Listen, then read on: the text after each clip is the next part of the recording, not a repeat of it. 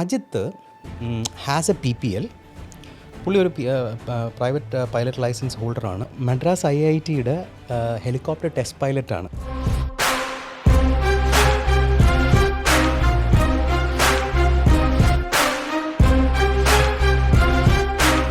എനിക്ക് എയർക്രാഫ്റ്റ് എന്ന് പറഞ്ഞാൽ ഭ്രാന്താണ്.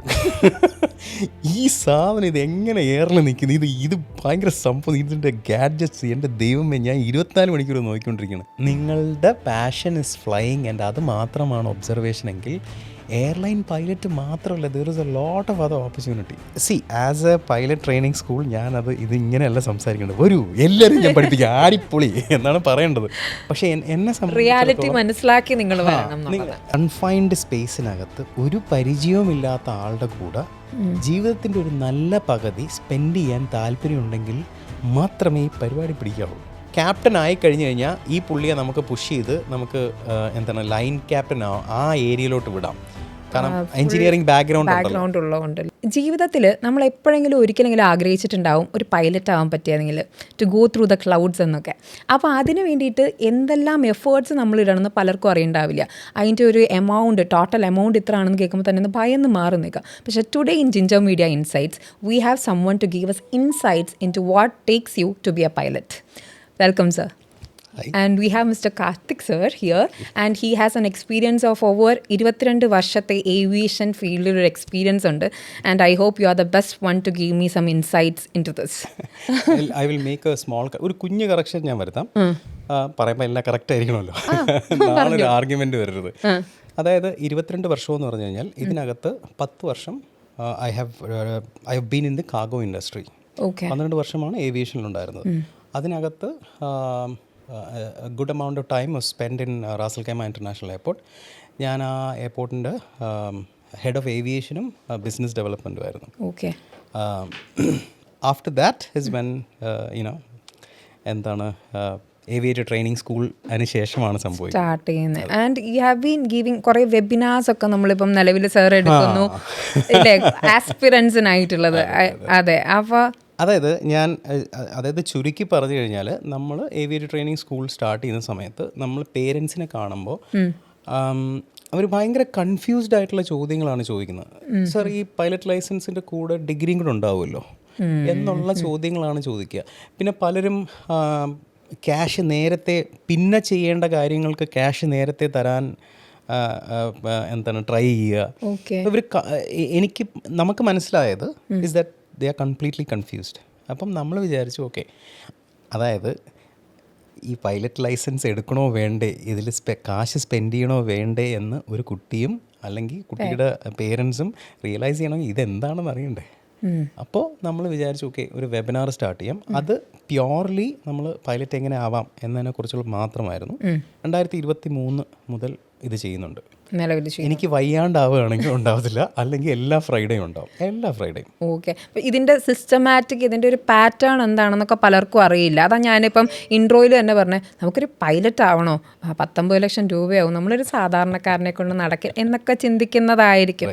അപ്പം എനിക്ക് മീൻസ് ഇതിനെപ്പറ്റി റിലേറ്റ് ചെയ്ത് ഫസ്റ്റ് ചോദിക്കാനുള്ള എലിജിബിലിറ്റി എന്താണ്? പൈലറ്റ് ആവണമെങ്കിൽ മിനിമം ഏജ് എന്ന് പറയുന്നത് 18 വയസ്സാണ്. 18 വയസ്സാവുന്നെന്ന് പറഞ്ഞു കഴിഞ്ഞാൽ ഞാൻ അതിനെ ക്ലാരിഫൈ ചെയ്ത് തരാം. അതായത് നമ്മൾ പൈലറ്റ് ലൈസൻസ് എടുക്കുന്ന സമയത്ത്, അതായത് CPL ലൈസൻസ് എടുക്കുന്ന സമയത്ത് 18 വയസ്സായിരിക്കണം. എന്ന് വെച്ച് കഴിഞ്ഞാൽ ഇപ്പോൾ 12ാം ക്ലാസ് പാസ്സാവുന്ന ഒരു കുട്ടി ചിലപ്പോൾ 17 വയസ്സും കുറച്ച് മാസവും ആവും. അപ്പോൾ 17 വയസ്സും കുറച്ച് മാസം ആയാലും കുഴപ്പമില്ല, അവർക്ക് സ്റ്റാർട്ട് ചെയ്യാം. കാരണം അൾട്ടിമേറ്റ്ലി 2 വർഷമോ അല്ലെങ്കിൽ 1.5 വർഷമോ കഴിഞ്ഞിട്ടായിരിക്കും അവർക്ക് CPL കിട്ടുക. ആ സമയത്ത് അവർക്ക് 18 വയസ്സായിരുന്നാൽ മതി. അപ്പോൾ 17 ചില്ലറ ഉണ്ടായാൽ അവർക്ക് അപ്ലൈ ചെയ്യാം. പിന്നെ in terms of education minimum qualification എന്ന് പറയുന്നത് 12ാം class with maths and physics. Okay, അയ്യോ സാർ ഞാൻ ഡിഗ്രി എടുത്ത് പോയി, അങ്ങനൊരു പ്രശ്നമില്ല. മിനിമം ക്വാളിഫിക്കേഷൻ എന്ന് പറയുന്നത് 12ാം class with maths and physics. ഇനി മാത്സ് ആൻഡ് ഫിസിക്സ് ഇല്ല എങ്കിൽ അത് മാത്രമായിട്ട് ഈ ഓപ്പൺ സ്കൂൾ ഫോറം NIOS വഴിയുള്ള അങ്ങനെയുള്ള ഇൻസ്റ്റിറ്റ്യൂട്ട്സ് വഴി നമുക്ക് എഴുതിയെടുക്കാം, എന്നിട്ട് അപ്ലൈ ചെയ്യാം. പിന്നെ in terms of physical fitness class 2 മെഡിക്കലും ക്ലാസ് 1 മെഡിക്കലും പാസ്സാവണം. അത് 2 ഘട്ടത്തിലാണെന്ന് മാത്രമേ ഉള്ളൂ. അതായത് നമ്മൾ പഠിക്കാൻ ജോയിൻ ചെയ്യുമ്പോൾ നമ്മൾ ക്ലാസ് 2 ക്ലിയർ ചെയ്തിരിക്കണം. ഓക്കെ, അത് കഴിഞ്ഞ് നമ്മൾ CPL എടുക്കുന്ന സമയത്ത് നമുക്ക് ക്ലാസ് 1 ക്ലിയർ ചെയ്യേണ്ടി വരും. നമ്മളുടെ ഇൻസ്റ്റിറ്റ്യൂഷനിലാണെങ്കിൽ നിങ്ങൾ ജോയിൻ ചെയ്യുന്ന സമയത്ത് നമ്മൾ ക്ലാസ് 1 ലെവലിലുള്ള ടെസ്റ്റ് എടുപ്പിക്കും. എന്തിനാന്ന് വെച്ച് കഴിഞ്ഞാൽ എന്തെങ്കിലും പ്രശ്നം ഉണ്ടെങ്കിൽ നമുക്ക് അപ്പം തന്നെ അറിയാം. ഇത് പറയുന്നത് ഫിസിക്കലായിട്ടുള്ള സേ ഫോർ എക്സാമ്പിൾ നമ്മളുടെ BMI, നമ്മളുടെ എന്താണ് urine routine test, blood test, എന്താണ് അബ്ഡോമിനൽ സ്കാൻ, പിന്നെ അതുപോലെ തന്നെ നമുക്ക് നമ്മളുടെ ഓഡിയോമെട്രി, നമുക്ക് കേൾവിശക്തി, കാഴ്ചശക്തി. കേൾവിശക്തി ഇൻ ടേംസ് അതിന് അവർക്ക് ഒരു പാരാമീറ്റർ ഉണ്ട്, ആ പാരാമീറ്റർ മീറ്റ് ചെയ്യണം. കാഴ്ചശക്തിക്കകത്ത് കൺഫ്യൂസ്ഡ് ആവണ്ട, കണ്ണാടി വെക്കുന്ന പരിപാടിയല്ല. ചോദിക്കാൻ വരുമായിരുന്നു. അല്ല, കണ്ണാടി വെക്കുന്ന പരിപാടിയല്ല. നമ്മൾ ഒന്ന് നമ്മളുടെ സൈറ്റിൻ്റെ പവറും, 2 നമ്മൾ എന്താണ് നമുക്ക് കളർ ബ്ലൈൻഡ് ആണോ എന്നും നമ്മൾ ടെസ്റ്റ് ചെയ്യും. കണ്ണാടി ഒരു പ്രശ്നമല്ല. ഈ കണ്ണാടി വച്ചതിന് ശേഷം 6x6 കാണാൻ പറ്റിയാൽ യുവർ ഓക്കെ. ഇനി നമുക്ക് അസ്റ്റിഗ്മാറ്റിസം ഉണ്ടെങ്കിൽ അതിനൊരു നമ്പറുണ്ട്, അത് എക്സാക്ട്ലി എനിക്ക് ഓർമ്മയില്ല, പക്ഷെ ആ നമ്പർ കഴിഞ്ഞു കഴിഞ്ഞാൽ it could be a problem. But otherwise mostly കണ്ണാടി വെച്ചാൽ 6x6 കാണാൻ പറ്റണം. ഇത്രയാണ് മിനിമം എലിജിബിലിറ്റി വേണ്ടത് in sense of physical ability and also educational qualification academic wise. അതെ. ഇതിപ്പോൾ നമ്മൾ സാറ് പറഞ്ഞുകൊണ്ടിരുന്നപ്പോൾ ഞാൻ ശ്രദ്ധിച്ചൊരു കാര്യം, CPL എന്നൊക്കെ പറഞ്ഞു കഴിഞ്ഞാൽ പെട്ടെന്ന് ഒരാൾക്ക്, ഒരു നോർമൽ ഒരാൾക്ക് മനസ്സിലാവില്ല. CPL means commercial pilot licence. അപ്പോൾ ഞാൻ തീർച്ചയായിട്ടും ചോദിക്കണേ, എന്തെല്ലാം ടൈപ്പ് ഓഫ് ലൈസൻസ് ഉണ്ട് ഒരു പൈലറ്റ് ആവാൻ വേണ്ടിയിട്ട്? അതായത് it depends on what your aspirations are. Say for example നമുക്ക് റിക്രിയേഷനലി പറന്നാൽ മതി, അതായത് സ്വന്തമായി പറന്നാൽ മതിയെങ്കിൽ there is something called private pilot licence, PPL എന്ന് പറയും. ഓക്കെ. പിന്നെ നമുക്ക് CPL ആണുള്ളത്. ഈ CPL എടുക്കുന്നതിന് മുമ്പ്, അതിലോട്ട് പോകുന്നതിന് മുമ്പ് PPL തന്നെ നമുക്ക് ഫിക്സ്ഡ് വിങ്ങിലും എടുക്കാം, റോട്ടറി വിങ്ങിലും എടുക്കാം. എന്ന് വെച്ച് കഴിഞ്ഞാൽ മൂവിങ് ഹെലികോപ്റ്റേഴ്സിലും അതിലും PPL എടുക്കാം. ഓക്കെ. ഇനി നമുക്ക് അതിന് ശേഷം നമുക്ക് പിന്നുള്ള ഓപ്ഷൻ എന്ന് പറഞ്ഞാൽ കൊമേഴ്ഷ്യൽ പൈലറ്റ് ലൈസൻസ് ആണ്. അപ്പം ഞാൻ കൃത്യമായിട്ട് പറയുകയാണെങ്കിൽ PPL എടുത്താൽ എനിക്ക് റേറ്റിംഗ്, ഏത് എയർക്രാഫ്റ്റിലാണോ റേറ്റിംഗ് ഉള്ളത് ആ എയർക്രാഫ്റ്റൊക്കെ എനിക്ക് ഓടിക്കാം. എനിക്ക് say for example jet aircraft ഓടിക്കാം, പിസ്റ്റൺ എഞ്ചിൻ ഓടിക്കാം, വലിയ വണ്ടി ഓടിക്കാം, ചെറിയ വണ്ടി. പക്ഷേ കാശ് വാങ്ങിക്കാൻ പാടില്ല. അതെന്താ, ഹോബി ഫ്ലൈയിങ്ങോ? അതെ, റിക്രിയേഷൻ, സ്വന്തമായി വണ്ടി ഓടിക്കാം, സന്തോഷത്തിന് ഓടിക്കാം, കാശ് മേടിക്കാൻ പറ്റില്ല. കാശ് മേടിക്കണമെങ്കിൽ you need a commercial pilot licence. അതിൻ്റെ മാനദണ്ഡങ്ങൾ ഡിഫറെൻ്റ് ആണ്. അപ്പോൾ അതിന് നമ്മൾ CPL എടുക്കേണ്ടി വരും. ഓക്കെ. അപ്പോൾ ഈ സിനിമാക്കാരൊക്കെ ഫ്ലൈ ചെയ്യുന്നത് പറയുന്നത് മോസ്റ്റ്ലി PPL ആണ്. CPL ഉള്ള ജോൺ ട്രിവോൾട്ടയൊക്കെ CPL എടുത്തിട്ടുണ്ട്. ഓക്കെ. അയൺ മെയ്ഡൻ്റെ ഒരു ഡ്രമ്മറുണ്ട്, അദ്ദേഹത്തിൻ്റെ പേര് ഞാൻ പറഞ്ഞു, പുള്ളിയുടെ കയ്യിൽ CPL ഉണ്ട്, കൊമേഴ്ഷ്യൽ പൈലറ്റ് ലൈസൻസ് ഉണ്ട്. അല്ലാണ്ട് നമ്മുടെ ഇന്ത്യയിലെ കാര്യം പറയാറില്ലുണ്ട്. ഇന്ത്യയിൽ CPL എടുത്ത ആരെങ്കിലും ഉണ്ടോ? CPL എടുത്ത ഇല്ല. ഞാൻ എന്താ വെച്ച് കഴിഞ്ഞാൽ നമ്മൾ ഈ മൂവീസൊക്കെ കാണില്ലേ, ബോളിവുഡ് മൂവീസൊക്കെ, അപ്പോൾ അതിൻ്റെ ഉള്ളിൽ ഇപ്പോൾ ഇവർ എയർഫോഴ്സ് റിലേറ്റഡ് അല്ലെങ്കിൽ വേറെ എന്തെങ്കിലും റിലേറ്റഡ് ഒക്കെ ആയിട്ട് കഴിഞ്ഞ് കഴിഞ്ഞാൽ ഇത് കഴിഞ്ഞിട്ട് ചെറിയ ആർട്ടിക്കിൾസ് വരും, ഞാൻ ഫ്ലൈ ചെയ്തു, അതുകൊണ്ട് എനിക്ക് ഇപ്പം ഐ ക്യാൻ അതിനൊരു ഈസിലി. അപ്പം നമുക്ക് പെട്ടെന്നൊരു ഹീറോസിനോടൊരു ഇതുവാണല്ലോ, എയ്റോപ്ലെയിനൊക്കെ പറത്താൻ പറ്റുന്ന ഹീറോസാണ് എന്നുള്ളൊരിത്.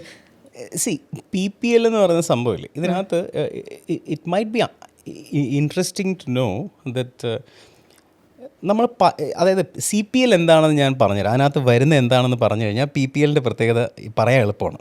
ഓക്കെ. നമുക്ക് CPL എടുക്കണമെങ്കിൽ അതിനെ നമുക്ക് 4 ഭാഗങ്ങളായിട്ട് തിരിക്കാം. ഒന്ന് വിഷ്വൽ ഫ്ലൈയിങ് എന്ന് പറയും, നോക്കി പറക്കുക. ഓക്കെ. 2 ഇൻസ്ട്രുമെൻറ്റ് ഫ്ലൈയിങ് എന്ന് പറയും, നോക്കാതെ ഇൻസ്ട്രുമെൻറ്റിൽ നോക്കി പറക്കുന്നത്. 3 കൈ തെളിയാൻ വേണ്ടി പറക്കുന്നതെന്ന് പറയും. വ്യൂ ബിൽഡ് അവേഴ്സ്, കുറേ ലെങ്ത്ത് നമ്മൾ ഓടിക്കും, 300 നോട്ടിക്കൽ മൈൽസ് 500 നോട്ടിക്കൽ മൈൽസ് നമ്മൾ ഓടിക്കും. ഓക്കെ.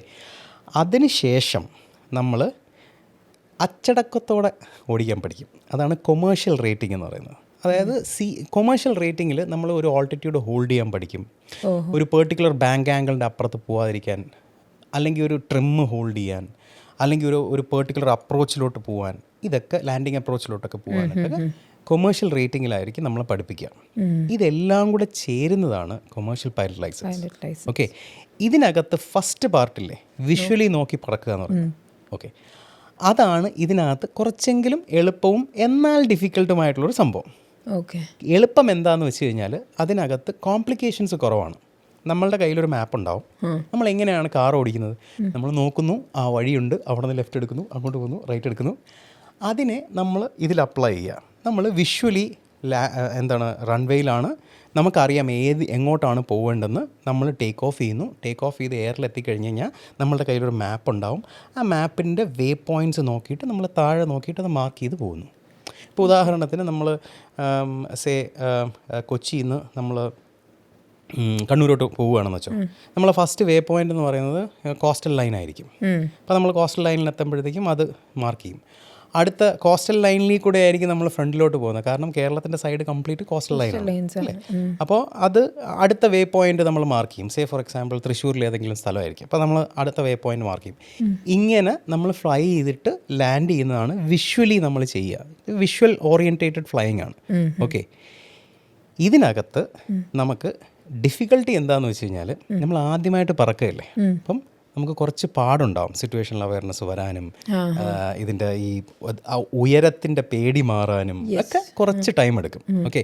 പക്ഷേ once you master it you would be okay. Okay. പക്ഷേ ഇരുട്ടായ എന്ത് പറ്റും? അല്ലെങ്കിൽ വെതറിനകത്തായാൽ ഞാൻ ഈ ക്ലൗഡ്സിൻ്റെ ഉള്ളിൽ കൂടി അങ്ങനെയാണെങ്കിൽ താഴെ എങ്ങനെ നോക്കും? ഏത് വേ പോയിന്റ് എവിടെ ഇരിക്കണേ? ഇല്ലല്ലോ. അപ്പോൾ അതിനെയാണ് ഇൻസ്ട്രുമെൻറ്റ് ഫ്ലൈയിങ് എന്ന് പറയുന്നത്. ഓക്കെ. നമ്മൾ ഇൻസ്ട്രുമെൻ്റ് നോക്കി പറക്കാനായിട്ട് പഠിക്കുന്നത്. നമുക്ക് 6 പാക്ക് എന്ന് പറയും. നമ്മൾ 6 ഇൻഡിക്കേറ്റേഴ്സ് ഉണ്ട്. ആ 6 ഇൻഡിക്കേറ്റേഴ്സിൻ്റെ സഹായത്തോടു കൂടി നമ്മൾ പറക്കും. അപ്പോൾ അതിന് നമ്മൾ പുറത്ത് നോക്കേണ്ട ആവശ്യം പോലും ഇല്ല. നമുക്ക് ഇൻസ്ട്രുമെൻ്റ് മാത്രം നോക്കി പറക്കാം. അതിനെയാണ് ഇൻസ്ട്രുമെൻറ്റ് റേറ്റിംഗ് എന്ന് പറയുന്നത്. ഓക്കെ. നമ്മൾ PPL എടുക്കുമ്പോൾ നമ്മൾ യൂഷ്വലി ഈ പറയുന്ന ആദ്യത്തെ ഭാഗം VFR മാത്രമായിരിക്കും ചെയ്യേണ്ടത്. മനസ്സിലായി? പക്ഷേ VFR ഉണ്ടെങ്കിൽ എല്ലാ രീതിയിലും പറക്കാൻ പറ്റില്ല. VFR കണ്ടീഷൻസ് ഉണ്ടാവണം. ഫോഗ് ഉണ്ടെങ്കിൽ പറക്കാൻ പറ്റില്ല. വെതർ ബാഡ് ആണെങ്കിൽ പറക്കാൻ പറ്റത്തില്ല. പിടിയോ? വളരെ കുറച്ച് സെറ്റപ്പിലേ നമുക്ക് പറക്കാൻ പറ്റുള്ളൂ. അപ്പോൾ ഇപ്പം സാർ പറഞ്ഞു വരുന്നത് PPL ആണെങ്കിൽ ഈ കൈൻഡ് ഓഫ് സിറ്റുവേഷൻസ് എല്ലാം ഓക്കെ ആണെങ്കിൽ you can go for fly. Correct. VFR ആണെങ്കിൽ നമുക്ക് വിഷ്വലി ഇതാണെങ്കിൽ മാത്രം നമുക്ക് പറക്കാം.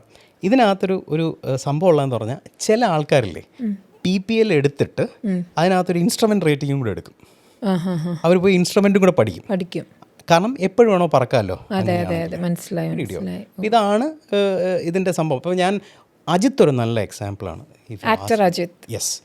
പുള്ളി എനിക്ക് പലപ്പോഴും തോന്നിയിട്ടുണ്ട് പുള്ളി ഭയങ്കര the kind of movies he's casted in, പുള്ളിക്ക് ഭയങ്കരമായിട്ടുള്ള അറിവും ഭയങ്കരമായിട്ടുള്ള വാസ്റ്റ് ഐഡിയയുണ്ട്.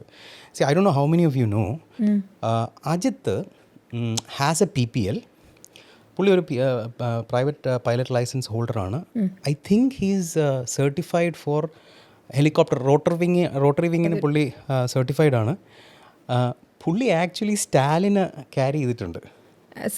നമ്മൾ CM ക്യാരി ചെയ്ത് ഫ്ലൈ ചെയ്തിട്ടുണ്ട്. പുള്ളി നിങ്ങൾക്കറിയാമോ, ആക്ച്വലി പുള്ളി മദ്രാസ് IITയുടെ ഹെലികോപ്റ്റർ ടെസ്റ്റ് പൈലറ്റാണ്. UAEയുടെ UAV അല്ലേ, അൺമാൻഡ് ഏരിയൽ വെഹിക്കിളിൻ്റെ അഡ്വൈസർ കൂടിയാണ്. I don't know if you know this.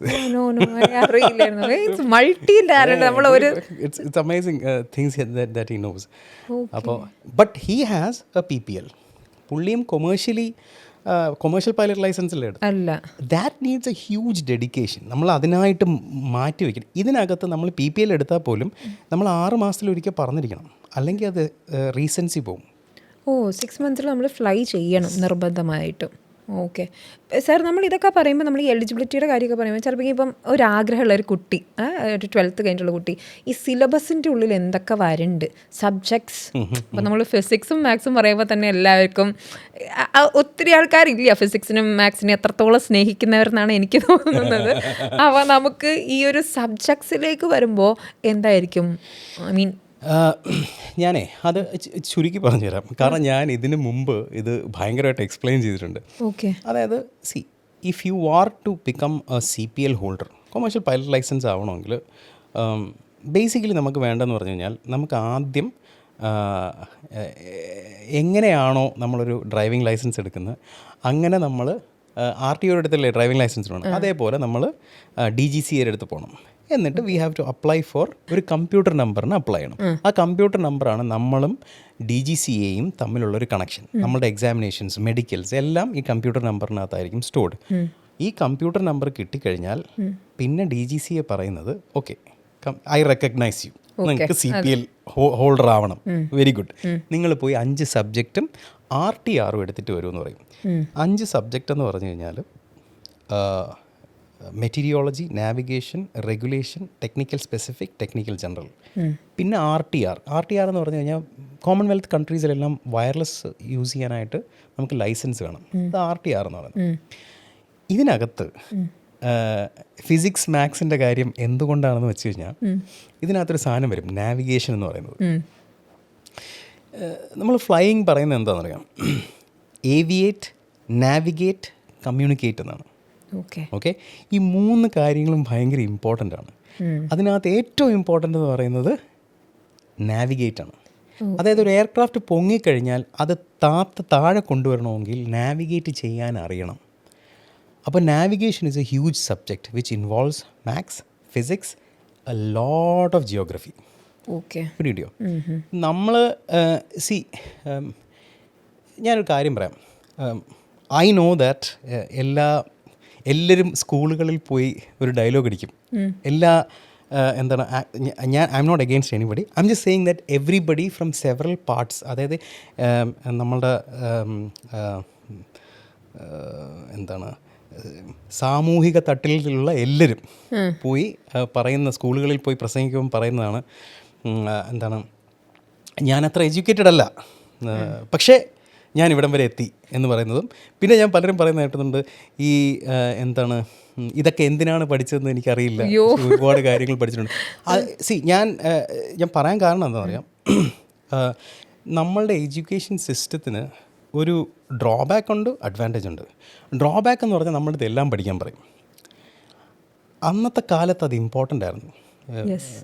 അന്ന് when Nehru put it together, അന്ന് അത് ഇമ്പോർട്ടൻ്റ് ആയിരുന്നു. അതിൻ്റെ റീസൺ എന്താണെന്ന് വെച്ച് കഴിഞ്ഞാൽ, അന്ന് നമുക്ക് ഡിവൈസീവായിട്ട് ഇത് പഠിക്കൂ എന്ന് പറയാൻ പറ്റില്ല. ഏതിൽ ഓപ്പർച്യൂണിറ്റി വരുമെന്ന് നമുക്ക് അറിയില്ല. ഗ്രോയിങ് കൺട്രി അല്ലേ, സ്വാഭാവികമായിട്ടും നമ്മളെല്ലാം പഠിക്കുകയാണ്. അപ്പം നമ്മൾ പഠിക്കുന്ന മാത്സ് ആൻഡ് ഫിസിക്സിൻ്റെ ഒരു അഡ്വാൻറ്റേജ് എന്താണെന്ന് വെച്ച് കഴിഞ്ഞാൽ, നമ്മൾ ഏത് സെക്ടറിൽ പോയാലും ശ്രദ്ധിച്ചാൽ മതി, ഇന്ത്യൻസാണ് വേൾഡിലെ ടോപ്പ് കോർപ്പറേഷൻസിൻ്റെ ഹെഡ്. അതിൻ്റെ സ്പെസിഫിക് റീസൺ ഇതാണ്, ഏതെടുത്താലും നമുക്കറിയാം, ഇത് മറ്റേ അതല്ലേ, ഇത് നമുക്കറിയാം എന്ന് പറയുന്നൊരു സാധനം വരും. അതേപോലെയാണ് ഈ മാത്സ് ആൻഡ് ഫിസിക്സ്. നമുക്ക് ട്രിഗ്നോമെട്രി അറിഞ്ഞിരിക്കണം. ട്രിഗ്നോമെട്രി അറിയാമെങ്കിൽ മാത്രമേ നമുക്ക് നാവിഗേഷൻ പഠിക്കാൻ പറ്റുള്ളൂ. പിന്നെ ബേസിക് കൺവേർഷൻസ് അറിഞ്ഞിരിക്കണം. അതുപോലെ തന്നെ എന്താണ്, ബേസിക് സബ്ട്രാക്ഷൻ, മൾട്ടിപ്ലിക്കേഷൻ, ഫ്രാക്ഷൻ, പിന്നെ ബോട്ട്മാസ് റൂള്, ഇങ്ങനെയുള്ള കാര്യങ്ങൾ ബേസിക്സ് അറിഞ്ഞിരിക്കണം. ഫിസിക്സിനകത്ത് നമുക്ക് ഈ പറയുന്ന എന്താണ്, സ്പീഡ്, വെലോസിറ്റി, ഇങ്ങനെയുള്ള കാര്യങ്ങൾ നമ്മൾ അറിഞ്ഞിരിക്കണം. എങ്കിൽ മാത്രമേ ഇത് റിസോൾവ് ചെയ്യാൻ പറ്റുള്ളൂ. അപ്പോൾ ഈ നാവിഗേഷൻ എന്ന് പറയുന്ന സാധനത്തിനകത്ത് you need maths and physics. നാവിഗേഷനകത്ത് മാത്രമല്ല, ദർ ആർ അതർ തിങ്സ്. ഇതിനകത്ത് ടെക്നിക്കൽ ജനറൽ വരും, ടെക്നിക്കൽ സ്പെസിഫിക്കിൽ വരും. അപ്പോൾ ഞാൻ 5 സബ്ജക്റ്റ് പറഞ്ഞില്ലേ, അതിനകത്ത് ഈ നാവിഗേഷൻ എന്ന് പറയുന്നത് point A two point B എങ്ങനെ എത്താമെന്നുള്ളതാണ്. മെറ്റീരിയോളജി എന്ന് പറയുന്നത് വെതറിനെ പറ്റി പഠിക്കുന്നതാണ്. പിന്നെ നമ്മളുടെ എന്താണ്, റെഗുലേഷൻ എന്ന് പറയുന്നത് നിയമങ്ങൾ, നമ്മൾ ട്രാഫിക് റൂൾ പഠിക്കില്ലേ, അതേപോലെ എയർ ട്രാഫിക് റൂൾസ് നമ്മൾ പഠിക്കുന്നതാണ്.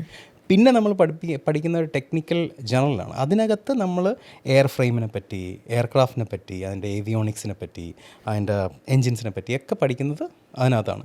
അതേപോലെ ടെക്നിക്കൽ സ്പെസിഫിക്കിനകത്ത് നമ്മൾ ഇത് കഴിഞ്ഞിട്ട് പറക്കണമല്ലോ, ഏത് എയർക്രാഫ്റ്റിനാണോ പഠിക്കുന്നത്, ഏത് എയർക്രാഫ്റ്റാണോ ഫ്ലൈ ചെയ്യാൻ പോകുന്നത്, അതിൻ്റെ മാനുവൽ നമ്മൾ കുത്തിയിരുന്ന് പഠിക്കണം.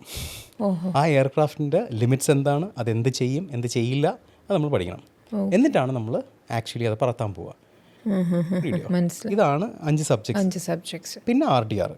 അത് കഴിഞ്ഞിട്ട് when you clear all this, പിന്നെ നമ്മൾ പോയി ഫ്ലൈ ചെയ്യാണ്. ഇത് വേണമെങ്കിൽ നമുക്ക് ചെയ്യാം. നമുക്ക് ഫ്ലൈ ചെയ്യുകയും ചെയ്യാം, പഠിക്കുകയും ചെയ്യാം.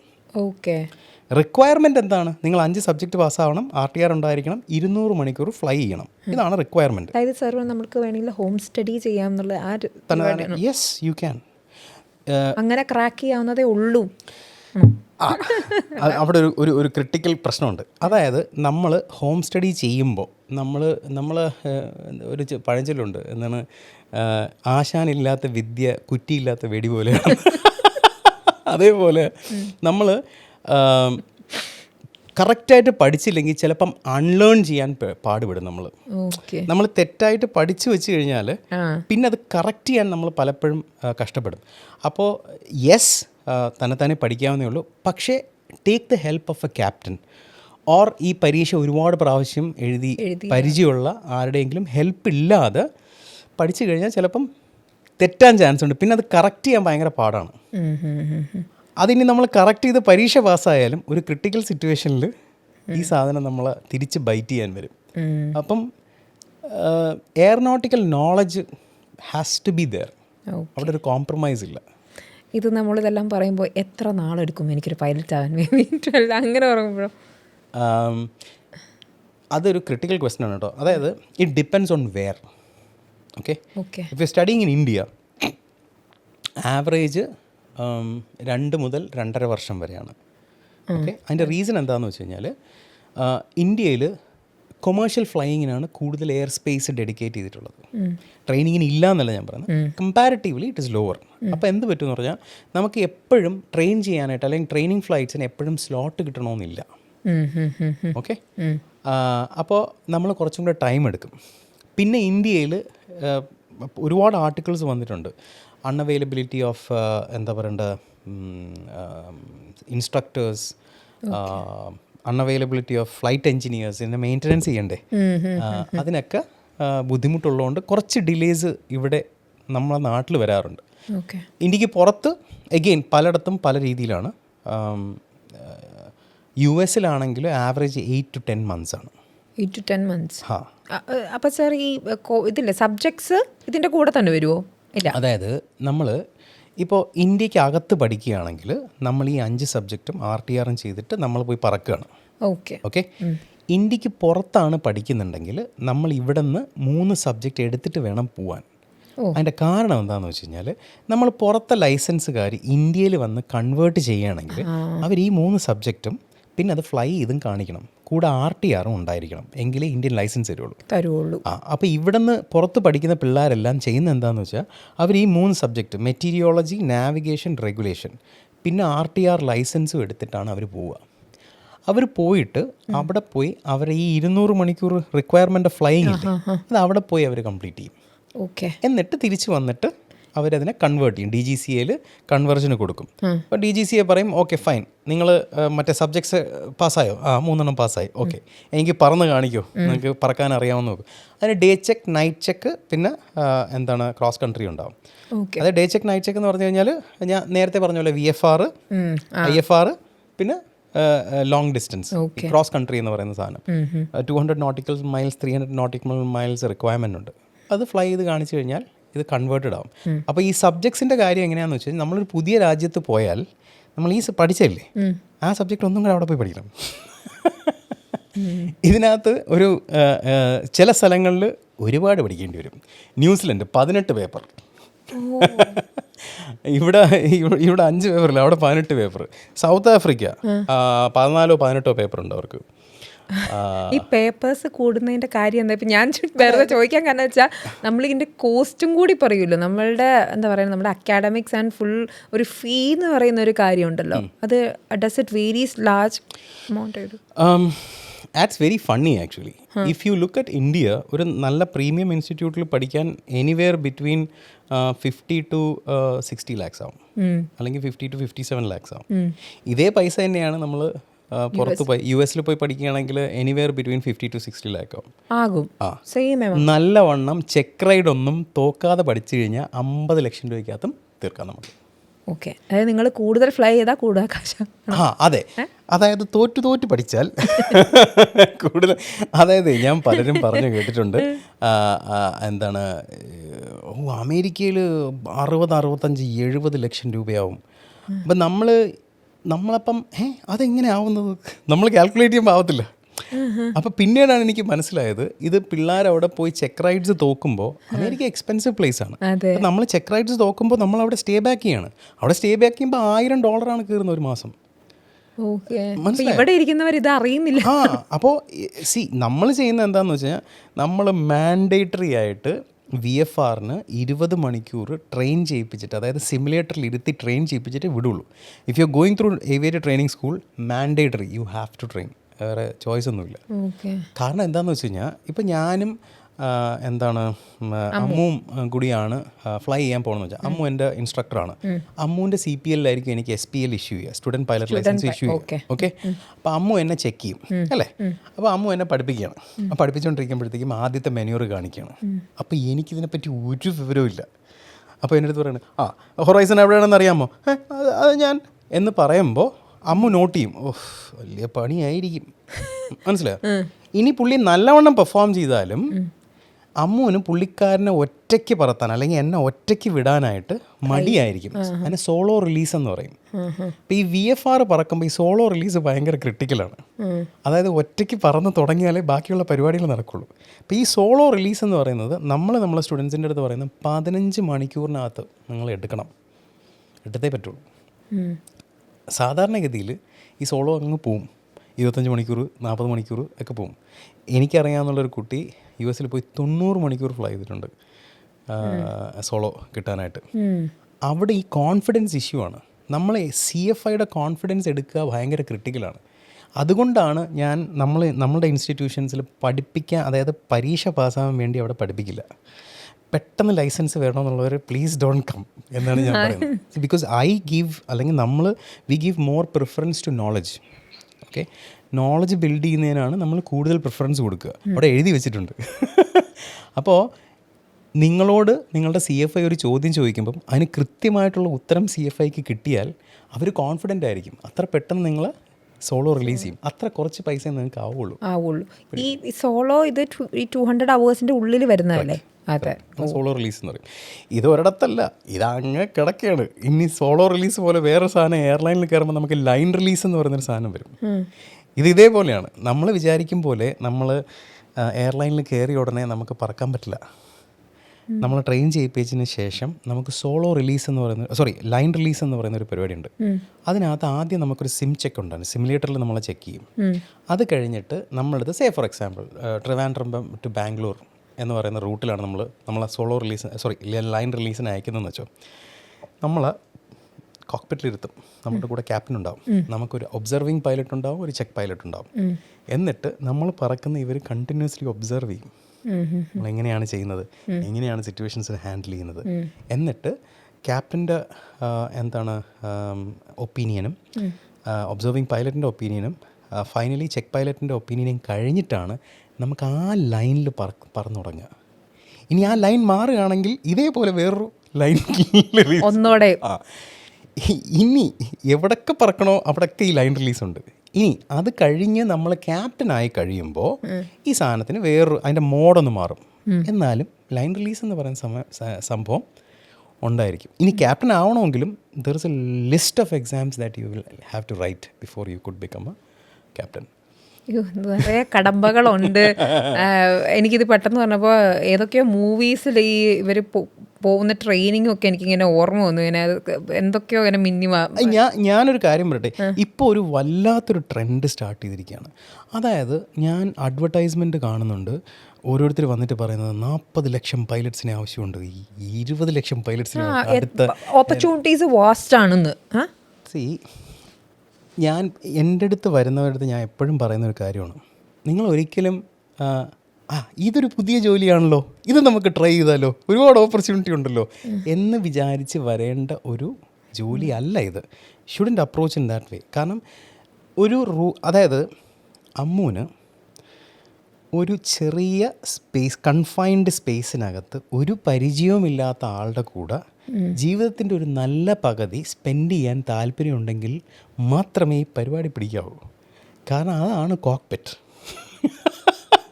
അല്ല സാർ ഇത് പറയുമ്പോൾ ഞാൻ എന്താ ചിന്തിക്കണമെന്ന് വെച്ചാൽ, ഞാനല്ല എനിക്ക് വേണമെങ്കിൽ നമ്മൾ കേട്ടോണ്ടിരിക്കുന്ന പകുതി പേര് ഒരു പോഷ് ലൈഫാണ്. ഒരു ഹാൻഡ്സം പൈലറ്റ് വരുന്നു, അല്ലെങ്കിൽ നല്ലൊരു ബ്യൂട്ടിഫുൾ ക്യാബിൻ ക്രൂ വരുന്നു, അവരുടെ ഓരോരോ രാജ്യത്തേക്ക് പറക്കുന്നു, കാണാൻ അവസരങ്ങൾ കിട്ടുന്നു. ഇതൊക്കെയാണ് നമ്മളുടെ ഒരു ചിന്താഗതി. പക്ഷെ ഇങ്ങനെ പറയുമ്പോഴേ ഇവിടം വരെ എത്താൻ ഈ പാട്, ഇത് കഴിഞ്ഞിട്ടുള്ള എന്തായിരിക്കും? ഞാൻ പറഞ്ഞുതരാം. അതായത് ഗ്ലാമർ ഉണ്ടോ? യാ, ഡെഫിനറ്റ്ലി ഇറ്റ് ഈസ് ദെയർ. അതായത് ഇപ്പോൾ എന്നോട് ചോദിക്കുകയാണ് എന്താണ്, നമുക്ക് ഒരുപാട് യാത്രയൊക്കെ ചെയ്യാൻ പറ്റും. യാത്ര ചെയ്യാൻ പറ്റും, പക്ഷേ ഞാൻ മുമ്പ് പറഞ്ഞിട്ടുണ്ട്, നമ്മൾ ഹോട്ടൽ മുറിയിൽ നിന്നായിരിക്കും മിക്കവാറും പല രാജ്യങ്ങളും കാണുക. കാരണം മോസ്റ്റ് ഓഫ് ദി ടൈം നമ്മളുടെ ഫ്ലൈറ്റ് പ്ലാനിങ്ങിലായിരിക്കും. സി, ഒരു സിമ്പിൾ എന്താണ് ഒരു എന്താണ് വാക്ക് അറൗണ്ട് ചെക്കില്ലേ, അത് തന്നെ കുറച്ച് സമയമുണ്ട്. നമ്മൾ എയർക്രാഫ്റ്റ് ടേക്ക് ഓഫ് ചെയ്യുന്നതിന് മുമ്പ് നമ്മൾ സ്വന്തമായി വാക്ക് അറൗണ്ട് ചെയ്ത് എയർക്രാഫ്റ്റിനെ ചെക്ക് ചെയ്യണം. പാട്ടൊക്കെ ഓക്കെ ആണോ, ലിവേഴ്സൊക്കെ ഓക്കെ ആണോ, പൈലറ്റ്സ്. യെസ്, നമുക്ക് വാക്ക് അറൗണ്ട് ഉണ്ട്. ചെക്ക് കഴിഞ്ഞ് നമ്മൾ പിന്നെ എഞ്ചിനീയറിൻ്റെ അടുത്ത് ഡിസ്കസ് ചെയ്യും. അപ്പോൾ എഞ്ചിനീയർ പറയും, അവിടുത്തെ ലൈറ്റ് അടിച്ച് പോയെന്ന് എനിക്ക് തോന്നുന്നു. ലൈറ്റ് കുഴപ്പമില്ല. മനസ്സിലായി, ഈ സംഭവങ്ങളും ചെയ്യണം. ഇതെല്ലാം കഴിഞ്ഞിട്ട് ചിലപ്പം അവർ പറയും, അതെ ചിലപ്പം ഇന്ന ഒരു സംഭവം ഇഷ്യൂ ഉണ്ടാവാൻ ചാൻസ് ഉണ്ട്, അത് പ്രശ്നമാവുമോ? അപ്പം പൈലറ്റ് പറയും, അത് കുഴപ്പമില്ല, അത് ബാക്കപ്പ് ഉണ്ടല്ലോ, അത് കുഴപ്പമില്ല. അവർ രണ്ടുപേരും എഗ്രി ചെയ്തിട്ട് എഞ്ചിനീയർ സൈൻ ഓഫ് ചെയ്ത് ക്യാപ്റ്റൻ സൈൻ ഓഫ് ചെയ്തിട്ടാണ് ഒരു ട്രിപ്പിലെത്തേക്ക് ഒരു ഫ്ലൈറ്റ് റെഡി ആവുന്നത്. U got my point? അപ്പോൾ അപ്പം സേഫ്റ്റി എന്ന് പറയുന്നത് ഒരാളുടെ ബിഹേവിയറിൻ്റെ ഭാഗമായിരിക്കണം. മനസ്സിലാവും. നമുക്ക് അതുകൊണ്ടാണ് ഈ നമ്മൾ ഇൻസ്റ്റിറ്റ്യൂഷനിൽ ജോയിൻ ചെയ്യുമ്പോൾ ഒരു സൈക്കോമെട്രിക് ടെസ്റ്റ് ഉണ്ട്. ആ ടെസ്റ്റ് ക്ലിയർ ചെയ്താലേ ജോയിൻ ചെയ്യാൻ പറ്റുള്ളൂ. ആ സേഫ്റ്റി അല്ലെങ്കിൽ ആ സേഫ്റ്റി ബിഹേവിയർ നിങ്ങളുടെ ബിഹേവിയറിൻ്റെ ഭാഗമായിരിക്കണം, നിങ്ങളുടെ ക്യാരക്ടറിൻ്റെ ഭാഗമായിരിക്കണം. നമ്മളൊട്ടും പാനിക് ആവരുത്. We should be ready for അല്ല ആ ഒരു സംഭവം. പക്ഷെ ഇതിന് ഈ പറയുന്ന ബേസിക് സ്കിൽസ് നിങ്ങൾ ആസ് എ പേഴ്സൺ ആണെങ്കിലും ആസ് എ സ്റ്റുഡൻ്റ് ആണെങ്കിലും വേണ്ടതാ, അതിലൊന്നാണ് ഇതില്ലേ? അല്ല, സി, പൈലറ്റ് സ്കിൽസ് എന്ന് പറയുന്നത് പലതാണ്. അതിനകത്ത് നമുക്ക് ലേണിംഗ് എടുക്കാം. ലേണിങ്ങിനകത്ത് നമ്മൾ എന്താണ് ട്രെയിനിങ് എടുക്കും. ട്രെയിനിങ്ങിനകത്ത് നമ്മൾ ലേണിംഗ് അജിലിറ്റി എന്ന് പറയും. വാസ്റ്റ് എമൗണ്ട് ഓഫ് ഇൻഫർമേഷൻ പെട്ടെന്ന് മനസ്സിലാക്കാനുള്ള കേപ്പബിലിറ്റി ഉണ്ടായിരിക്കണം. ഓക്കെ. രണ്ട്, ഒരു കാര്യം കാണിച്ചു തന്നു കഴിഞ്ഞാൽ അത് അതേപോലെ ഫോളോ ചെയ്യാനുള്ള കേപ്പബിലിറ്റി ഉണ്ടായിരിക്കണം. ക്യാച്ച് ചെയ്യണം പെട്ടെന്ന്. രണ്ട്, അതിൻ്റെ കൺസിസ്റ്റൻസി ഉണ്ടായിരിക്കണം. എന്ന് വെച്ച് കഴിഞ്ഞാൽ ഒരു സാധനം തെറ്റിപ്പോയി കഴിഞ്ഞ് കഴിഞ്ഞാൽ അയ്യോ എന്ന് വിചാരിക്കരുത്. എന്തുകൊണ്ട് തെറ്റി, എവിടെ തെറ്റി, അതിനെങ്ങനെ കറക്റ്റ് ചെയ്യാം, അങ്ങനെ ചിന്തിക്കുന്ന ഒരു ഫോർവേഡ് തിങ്കിങ് ഉണ്ടായിരിക്കണം. ഇത് നമുക്ക് ട്രെയിനിങ്ങിനകത്ത് വേണ്ടതാണ്. ഇനി നമുക്ക് സോഫ്റ്റ് സ്കിൽസ് നോക്കാം. ലീഡർഷിപ്പ് ഉണ്ടായിരിക്കണം. ലീഡർഷിപ്പിന് മുമ്പ് വേണ്ടതെന്ന് അറിയോ? ടീം പ്ലെയർ ആയിരിക്കണം. നമ്മളെല്ലാവരും നല്ല ലീഡർ ആയിരിക്കണം. ആദ്യം നമ്മൾ ടീം പ്ലെയർ ആയിരിക്കണം, അതിനുശേഷമാണ് ലീഡർ. ടീം പ്ലെയർ എന്ന് പറഞ്ഞു കഴിഞ്ഞാൽ നമുക്ക് ഒരു പരിചയമില്ലാത്ത ഒരാളുടെ കൂടെ ആയിരിക്കും നമ്മൾ ഫ്ലൈ ചെയ്യുക. നമ്മൾ തമ്മിൽ ആർഗ്യുമെൻറ്റ്സ് വരാൻ പാടില്ല. നമ്മളത് മാനേജ് ചെയ്യാൻ പഠിക്കണം. നമ്മളുടെ പൈലറ്റിനെ മാനേജ് ചെയ്യണം. ATC 24 മണിക്കൂർ നമ്മൾ അടി ഉണ്ടാക്കാൻ ചാൻസ് ഉള്ള ആൾക്കാരാണ് ATC ആയിട്ട് നമ്മൾ കമ്മ്യൂണിക്കേറ്റ് ചെയ്യാൻ, നമ്മൾ അണ്ടർ സ്ട്രെസ്സിലാവാതെ കമ്മ്യൂണിക്കേറ്റ് ചെയ്യാൻ പഠിക്കണം. നമ്മൾ പോവില്ലേ, പലപ്പോഴും ടെർബുലൻസ് നിങ്ങൾ ഫേസ് ചെയ്യില്ലേ? അപ്പോൾ ATCയുടെ അടുത്ത് ഇവർ പറയും, ഒരു ഇന്ന ക്ലൗഡ് ഉണ്ട്, ഇത് ഗോ റൗണ്ട് ചെയ്യാൻ പറ്റുമോ? ചിലപ്പോൾ ATC പറയും നെഗറ്റീവ്, ഗോ റൗണ്ട് ചെയ്യാൻ പറ്റില്ല, അവിടെ ട്രാഫിക് ഉണ്ട്, നിങ്ങൾ ക്ലൗഡിൽ കൂടെ പോകണമെന്ന് പറയും. അപ്പോൾ ക്ലൗഡിൽ കൂടെ പോകുമ്പം ടെർബുലൻസ് ആണ്. അപ്പം ചിലപ്പോൾ നമ്മൾ ഹാൻഡ് ഫ്ലൈ ചെയ്യേണ്ടി വരാം, അല്ലെങ്കിൽ അത് ഹാൻഡിൽ ചെയ്യേണ്ടി വരാം. അപ്പോൾ നമ്മൾ സ്ട്രെസ്ഡ് ഔട്ട് ആവരുത്, നമ്മൾ കാമായിരിക്കണം. അപ്പോൾ അതൊരു സ്കില്ലാണ്, സ്റ്റേയിങ് കാം. പിന്നെ അതുപോലെ തന്നെ ടീം പ്ലെയർ ആയിരിക്കുക എന്നുള്ളത്, പ്രോബ്ലം സോൾവിങ്, ഇതെല്ലാം നമ്മളുടെ സോഫ്റ്റ് സ്കിൽസിനകത്ത് വരുന്നത്. പിന്നെ ഡിസിഷൻ മേക്കിംഗ്. നമ്മൾ 30,000 അടിയിലായിരിക്കും ഡിസിഷൻസ് മേക്ക് ചെയ്യുക. അതും ഡിസിഷൻ മേക്ക് ചെയ്യുന്നത് എങ്ങനെയാണെന്ന് അറിയാം. അതായത് ഒരു 4 അലാറം അടിച്ചുകൊണ്ടിരിക്കും, ലൈറ്റ് കത്തിക്കൊണ്ടിരിക്കും. ഇതിൻ്റെ ഇടയിലായിരിക്കണം നമ്മൾ ഏറ്റവും നല്ല ഡിസിഷൻ ഉണ്ടാക്കേണ്ടത്. Under stress you should be able to take decision. പലരും പറഞ്ഞു കേട്ടിട്ടില്ലേ, എനിക്ക് കാൽക്കുലേറ്റർ ഉണ്ടെങ്കിലേ കാൽക്കുലേറ്റ് ചെയ്യാൻ പറ്റുള്ളൂ. നമ്മളുടെ അവിടെ ഇൻസ്റ്റിറ്റ്യൂഷനിൽ maths and physics separately class എടുക്കും, സ്പെസിഫിക്കലി മൈൻഡ് കാൽക്കുലേഷൻസ് നടത്താൻ വേണ്ടിയാണ്.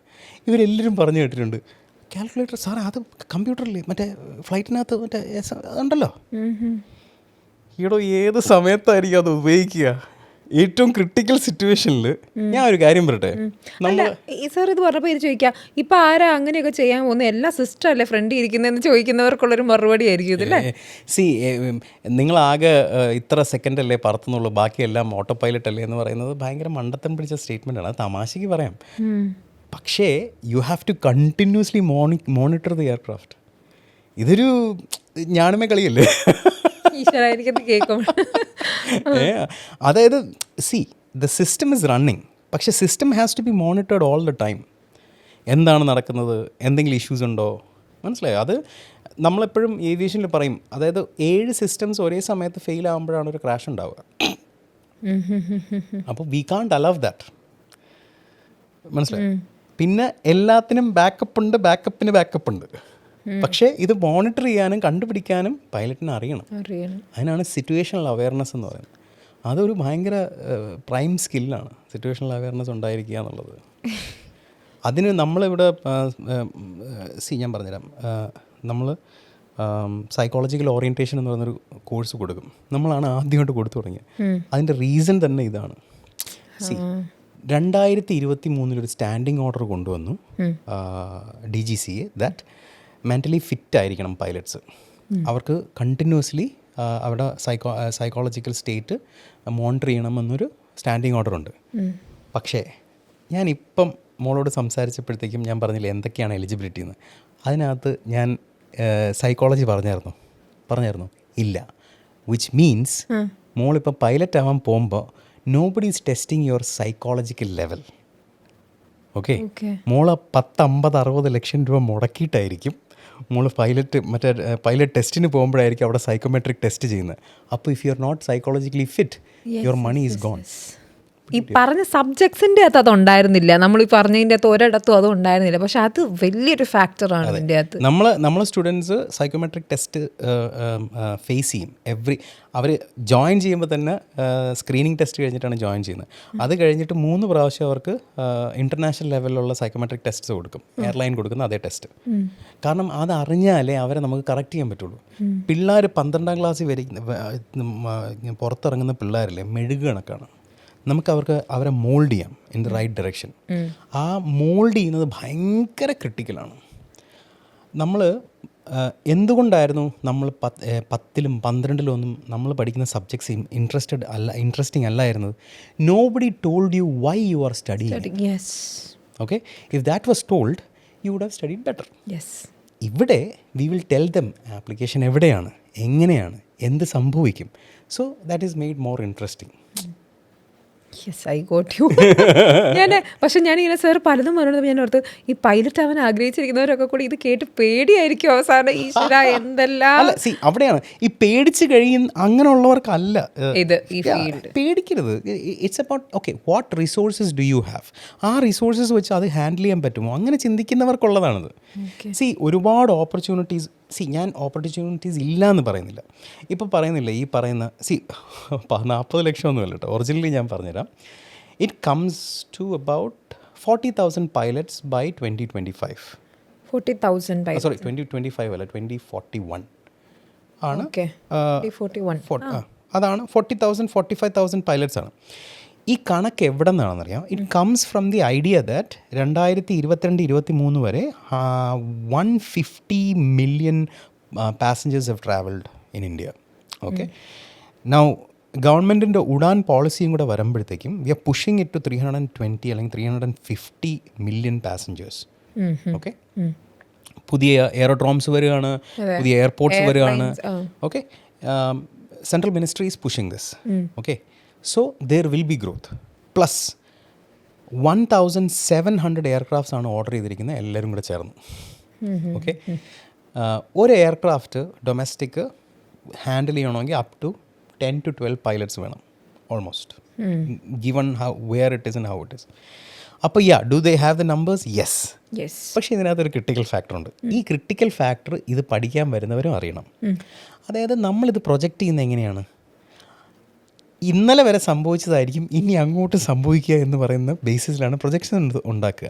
ആ പ്രൊജക്ഷൻസ് ചിലപ്പോൾ മാറാം. അപ്പോൾ അതിൻ്റെ അർത്ഥം എന്താണ്? നമ്മൾ വിചാരിക്കാത്ത ഒരു സാധനം സംഭവിക്കാം. അപ്പോൾ നാളെ ഒരു സമയത്ത് സപ്പോസ് GDP ഫ്രോസൺ ആയി, അല്ലെങ്കിൽ ഒരു ഡൗൺ ടേൺ ഉണ്ടായി, ആൾക്കാരുടെ കയ്യിൽ കാശ് സ്പെൻഡ് ചെയ്യാനില്ല. അങ്ങനെയാണെങ്കിൽ എന്ത്? ആൾക്കാർ ട്രാവൽ ചെയ്യുമോ? ഇല്ല. അപ്പോൾ ഒരു ഡൗൺവേർഡ് ട്രെൻഡ് ആവും. അപ്പോൾ ഈ പറയുന്ന 1700 എയർക്രാഫ്റ്റ്സ് ഒന്നും ആൾക്കാരോ എയർലൈൻസ് ഓർഡർ ചെയ്തില്ല എന്ന് വരും, അല്ലെങ്കിൽ അവർ സ്ലോ ഡൗൺ ചെയ്യാനുള്ള ചാൻസ് ഉണ്ട്. അങ്ങനെയാണെങ്കിൽ എന്ത്? അപ്പോൾ ഓപ്പർച്യൂണിറ്റി കുറയില്ലേ? അങ്ങനെ ഓപ്പർച്യൂണിറ്റി കുറഞ്ഞാലും നമ്മൾ we should be pilots that stand apart. അങ്ങനെ ചിന്തിച്ച് വേണം ഇതിനകത്ത് ഇറങ്ങാൻ. ഞാൻ മുമ്പ് എൻ്റെ സ്റ്റുഡൻസിൻ്റെ അടുത്ത് സ്ഥിരം പറയുന്ന ഒരു എക്സാമ്പിളാണ്, അവർക്ക് ഈ സിനിമ റെഫറൻസ് ഭയങ്കര ഇഷ്ടമാണ്. ഞാൻ എപ്പോഴും പറയുന്ന ഒരു എക്സാമ്പിളാണ്, നിങ്ങൾ ടൊവിനോ പോലെ ആയിരിക്കണം. അതായത് പുള്ളിയുടെ ഒരു ഇൻ്റർവ്യൂവിന് ഞാൻ കണ്ടിട്ടുണ്ട്. അതായത് പുള്ളിക്ക് ഇത് കിട്ടിയേ പറ്റുള്ളൂ, ഞാൻ ആക്ടർ ആവും, എനിക്ക് ആക്ടർ ആയേ പറ്റുള്ളൂ. പുള്ളി അതിനു വേണ്ടി മാത്രം പ്രവർത്തിക്കുകയാണ്. അപ്പോൾ if you are thinking that okay എനിക്ക് പൈലറ്റ് ആയാലേ പറ്റുള്ളൂ, എനിക്ക് ഈ പരിപാടി അല്ലാണ്ട് വേറൊന്നും അറിയില്ല ചെയ്യൂല, അങ്ങനെ വരുമ്പോൾ no matter what you do you will stand apart. അങ്ങനെ സംഭവിച്ചിട്ടുണ്ട്. അങ്ങനെയുള്ള ആൾക്കാരെ, അങ്ങനെയുള്ള ഗ്രേറ്റ് പൈലറ്റ്സിനെ ഞാൻ മീറ്റ് ചെയ്തിട്ടുണ്ട് ഇൻ മൈ കരിയർ.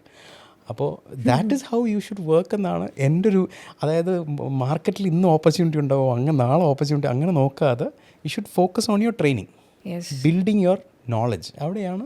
അപ്പോൾ അതിനനുസരിച്ചുള്ള growth it will be different എന്നുള്ളത് ഈ ഒരു രീതി. ഞാൻ ഇതൊക്കെ പറയുമ്പോൾ ഈ ഹേർഡിൽസ് തീർച്ചയായിട്ടും ഉണ്ട്. Passion is there, but what will be the salary, ഒരു ആവറേജ്? അതെല്ലാവർക്കും ഉണ്ടാവുമല്ലോ. അതായത് ഒരു കാര്യം നമ്മൾ മനസ്സിലാക്കണം കേട്ടോ, പൈലറ്റ്സിൻ്റെ സാലറി ഡിവൈഡ് ചെയ്തിരിക്കുകയാണ്. ഓക്കെ, ഞാൻ എന്തെങ്കിലും ലോ ബ്രേക്ക് ചെയ്യുന്നുണ്ടോ ഒരു സംശയമുണ്ട്. ഇപ്പം ഞാൻ ഡീറ്റെയിൽസിൽ പോകുന്നില്ല. പക്ഷേ ഒരു ബേസിക് സാലറി ഉണ്ടാവും, അവർക്ക് ഫ്ലൈയിങ് അലവൻസ് ഉണ്ടാവും, പിന്നെ അല്ലാതെ ഇവർക്ക് ഇൻ്റർനാഷണലിയൊക്കെ പോവുകയാണെങ്കിൽ അതിന് വേറെ അലവൻസ് ഉണ്ടാവും. അപ്പോൾ ഇവർ ഈ ഫ്ലൈയിങ്ങിന് വേണ്ടിയുള്ള ഒരു പെർ അവർ അവർക്കൊരു എമൗണ്ട് ഉണ്ട്. ആ എമൗണ്ട് ആയിരിക്കും ഹൈ, ബാക്കി കുഞ്ഞായിരിക്കും. അത് എയർലൈൻ അങ്ങനെ ചെയ്യണം എന്താണെന്ന് പറഞ്ഞു. നമ്മൾ വിചാരിക്കുന്ന ഇപ്പം പൃഥ്വിരാജ് പറഞ്ഞ മാതിരി കുഞ്ഞു സിനിമയാന്ന് പറഞ്ഞിട്ട് അതുപോലെയാണോ? It will be always like ഒരു കൊച്ചു എമൗണ്ട് ആയിരിക്കും. അവരുടെ ഫ്ലൈയിങ്ങിനാണ് കൂടുതൽ പൈസ ഉണ്ടാക്കുക. അപ്പോൾ സേ ഫോർ എക്സാമ്പിൾ ഒരു ജൂനിയർ ഫസ്റ്റ് ഓഫീസർ ഏൺ ചെയ്യുന്ന അബൌട്ട് 2 lakhs 2.2 lakhs ആയിരിക്കും സ്റ്റാർട്ടിങ്ങിൽ. ഓക്കെ, ജൂനിയർ ആയിട്ടുള്ള പെർ മന്ത്. Per month. അദ്ദേഹത്തിൻ്റെ ഈ മൊത്തം സാലറിയുടെ ഒരു എന്താണ് സിംഹഭാഗം എന്ന് പറയുന്നത് ഈ ഫ്ലൈയിങ് പെർ അവർ ചാർജസ് ആണ്. പിടിയോ? അത് അങ്ങനെ എയർലൈൻ ഡിസൈൻ ചെയ്തിരിക്കുന്നത്. സപ്പോസ് നാളെ DGCA പറയണം, ഇൻഡിഗോ നീ കാണിക്കുന്നത് വളരെ മോശമാണ്, നിൻ്റെ എല്ലാ എയർക്രാഫ്റ്റും ഗ്രൗണ്ട് ചെയ്തിരിക്കുന്നു. അപ്പോൾ ഫ്ലൈ ചെയ്യാൻ അപ്പം എല്ലാവരും ഗ്രൗണ്ട് ആയി കഴിഞ്ഞു കഴിഞ്ഞാൽ എയർലൈൻ ആലോചിക്കുകയാണെങ്കിൽ ഇത് ഫ്ലൈ ചെയ്യാതെ ഒരു ഹ്യൂജ് എമൗണ്ട് കൊടുക്കേണ്ടി വരില്ലേ അവർ. അപ്പോൾ അതുകൊണ്ട് ഫ്ലൈ ചെയ്തില്ലെങ്കിൽ കാശ് കൊടുക്കണ്ട. ഫ്ലൈയിങ് അവേഴ്സ് ഡിപ്പെൻഡ് ചെയ്തിരിക്കും നിങ്ങൾക്ക് വരുന്ന സാലറി. ഫസ്റ്റ് ഓഫീസേഴ്സിന് എപ്പോഴും എനിക്ക് തോന്നുന്നത് 70 hours ബേസ് ചെയ്തായിരിക്കും ഇവരുടെ കോൺട്രാക്ട്. 70 മണിക്കൂർ ഫ്ലൈ ചെയ്യണം എന്ന് പറയുന്നൊരു കോൺട്രാക്റ്റിലായിരിക്കും അവർ സ്റ്റാർട്ട് ചെയ്യുക. പെർ മന്ത് ആണെന്ന് തോന്നുന്നു 70 hours ഫ്ലൈ ചെയ്യുക എന്നുള്ള ഒരു കോൺട്രാക്റ്റിലായിരിക്കും അവർ സ്റ്റാർട്ട് ചെയ്യുക. എന്നിട്ട് 2.5 to anywhere less than 5 ആണ് ഒരു junior first officer to first officer senior first ഓഫീസറിൻ്റെ സാലറി. നമ്മൾ എന്താണ് ക്യാപ്റ്റൻ ആയി കഴിഞ്ഞ് കഴിഞ്ഞാൽ it will jump to 5, will go to 7, I'll go even beyond that, depending on how many hours, which sector, what is expertise, ഇതിനെ base ചെയ്തിരിക്കും. പിന്നെ അതുപോലെ തന്നെ ഹയറാക്കിയും ഡിഫറെൻ്റ് ആണ്. സേ ഫോർ എക്സാമ്പിൾ നമ്മൾ ജൂനിയർ ഫസ്റ്റ് ഓഫീസർ ആയിരിക്കും സ്റ്റാർട്ട് ചെയ്യുക. Junior first officer, senior first officer, captain, പിന്നെ സീനിയർ ക്യാപ്റ്റൻ. ഇതാണ് എന്താണ് ഈ പറയുന്ന ഹയറാക്കി. അതിനുശേഷം സ്പെഷ്യലൈസ്ഡ് ട്രെയിനിങ് വേണം. ക്യാപ്റ്റൻ ആവാനായിട്ട് നമുക്ക് ATPL വേണം. CPL വെച്ചിട്ട് ക്യാപ്റ്റൻ ആവാൻ പറ്റില്ല. ക്യാപ്റ്റൻ ആവണമെങ്കിൽ എനിക്ക് തോന്നുന്നു നമ്മൾ ഏതാണ്ട് 1500 മണിക്കൂർ ഫ്ലൈ ചെയ്യണം. ATPL എന്ന് പറയുന്ന എക്സാമിനേഷൻ പാസ്സാവണം. എയർലൈൻ ട്രാൻസ്പോർട്ട് പൈലറ്റ് ലൈസൻസ് എന്നാണ് അതിൻ്റെ പേര്. അതായത് നമ്മൾ പ്രൊമോഷൻസിനനുസരിച്ച് there will be exams, അല്ലാണ്ട് അല്ലേ ഒരു പ്രോഗ്രഷൻ വരുന്ന. അത് സർട്ടൻ ജോലി ചെയ്യാൻ സർട്ടൻ ലൈസൻസസ് നമുക്ക് വേണം.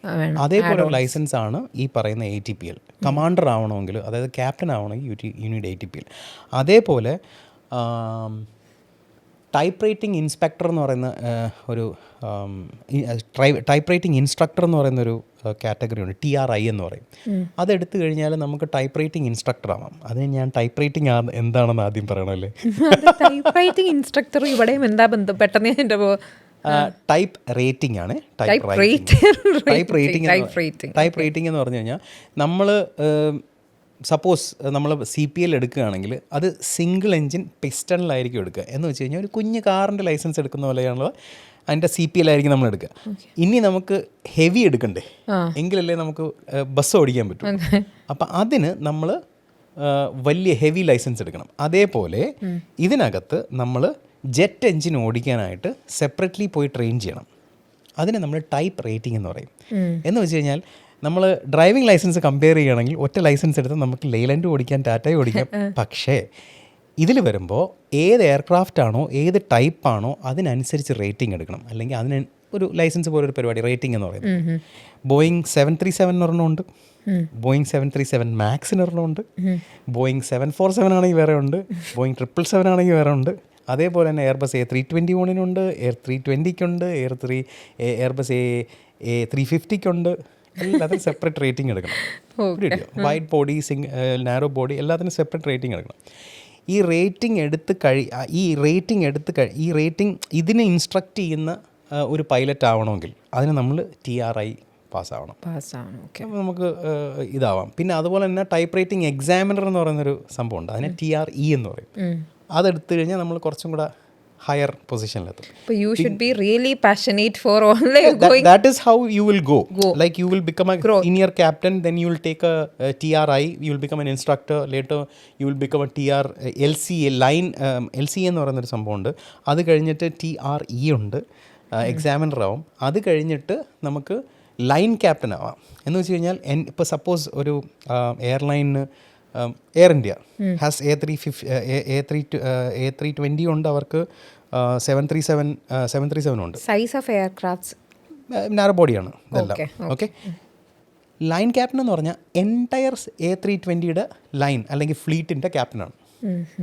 ഓക്കെ, പുള്ളി വിചാരിച്ചാൽ ഈ സാധനത്തിന് പുതിയത് മേടിക്കണോ വേണ്ടേ, സർവീസ് ചെയ്യണോ, ഡി ചെക്ക് കിടത്തണോ, MROയിൽ അയക്കണോ, അതെല്ലാം തീരുമാനിക്കുന്ന ഈ ലൈൻ ക്യാപ്റ്റനാണ്. അതിൻ്റെ മേളിലുള്ള പൊസിഷനാണ് നമ്മൾ ഫ്ലൈറ്റ് ഓപ്പറേഷൻസ് എന്ന് പറയുന്നത്.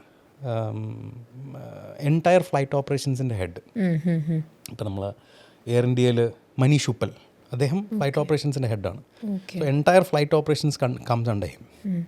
നമ്മൾ സോറി ഞാൻ ഇൻ്റർഫിയർ ഇതിൻ്റെ ഇടയ്ക്ക് ഒരു പോയിന്റ് ഞാൻ പെട്ടെന്ന് വിട്ടു എന്ന് വെച്ചാൽ, മുന്നേ നമ്മൾ പറഞ്ഞുകൊണ്ടിരുന്നു ATC ആയിട്ടുള്ള വഴക്ക്, മിക്കപ്പോഴും വഴക്കുണ്ടാവും ഡിസിഷൻ മേക്കിങ്ങിൻ്റെ കാര്യമൊക്കെ പറഞ്ഞപ്പോൾ എനിക്ക് പെട്ടെന്നൊരു മൂവി സീൻ ഓർമ്മ വന്നു.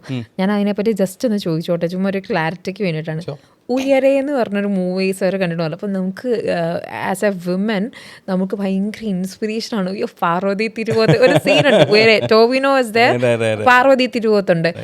പാർവതി തിരുവോത്ത് അതിൻ്റെ ഉള്ളിൽ ക്യാബിൻ ക്രൂ ആയിട്ട് ഒരു ആസിഡ് അറ്റാക്കിന് ശേഷം I hope you have seen the I remember that. കോക്പിറ്റിൽ കയറുന്നു.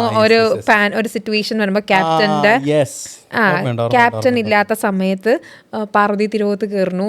അപ്പോൾ ATC ഇങ്ങനെ പറയുന്നു, ask her to get out from the cockpit ഇങ്ങനെ പറഞ്ഞ് വിഷൻ്റെ പ്രശ്നമൊക്കെ പറഞ്ഞു. ശരിക്കും അങ്ങനെയൊക്കെ സംഭവം നടക്കുമോ? നമുക്കത് കാണുമ്പോൾ ആഹാ, നമ്മൾ വുമൻസ് ഡേക്കൊക്കെ എപ്പോഴും നമ്മൾ ഇടുന്ന ഒന്നാണ്.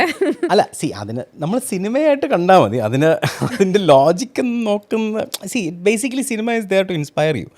അപ്പോൾ അത് നിങ്ങളെ ഇൻസ്പയർ ചെയ്തല്ലോ, so it has done its job. പക്ഷേ ലോട്ട് ഓഫ് തിങ്സ് ഞാൻ എങ്ങനെ പറയാം, 2017 തോന്നുന്നു, 2017 എയർലിങ്കസ് എന്ന് പറയുന്നൊരു എയർലൈനാണെന്ന് തോന്നുന്നു.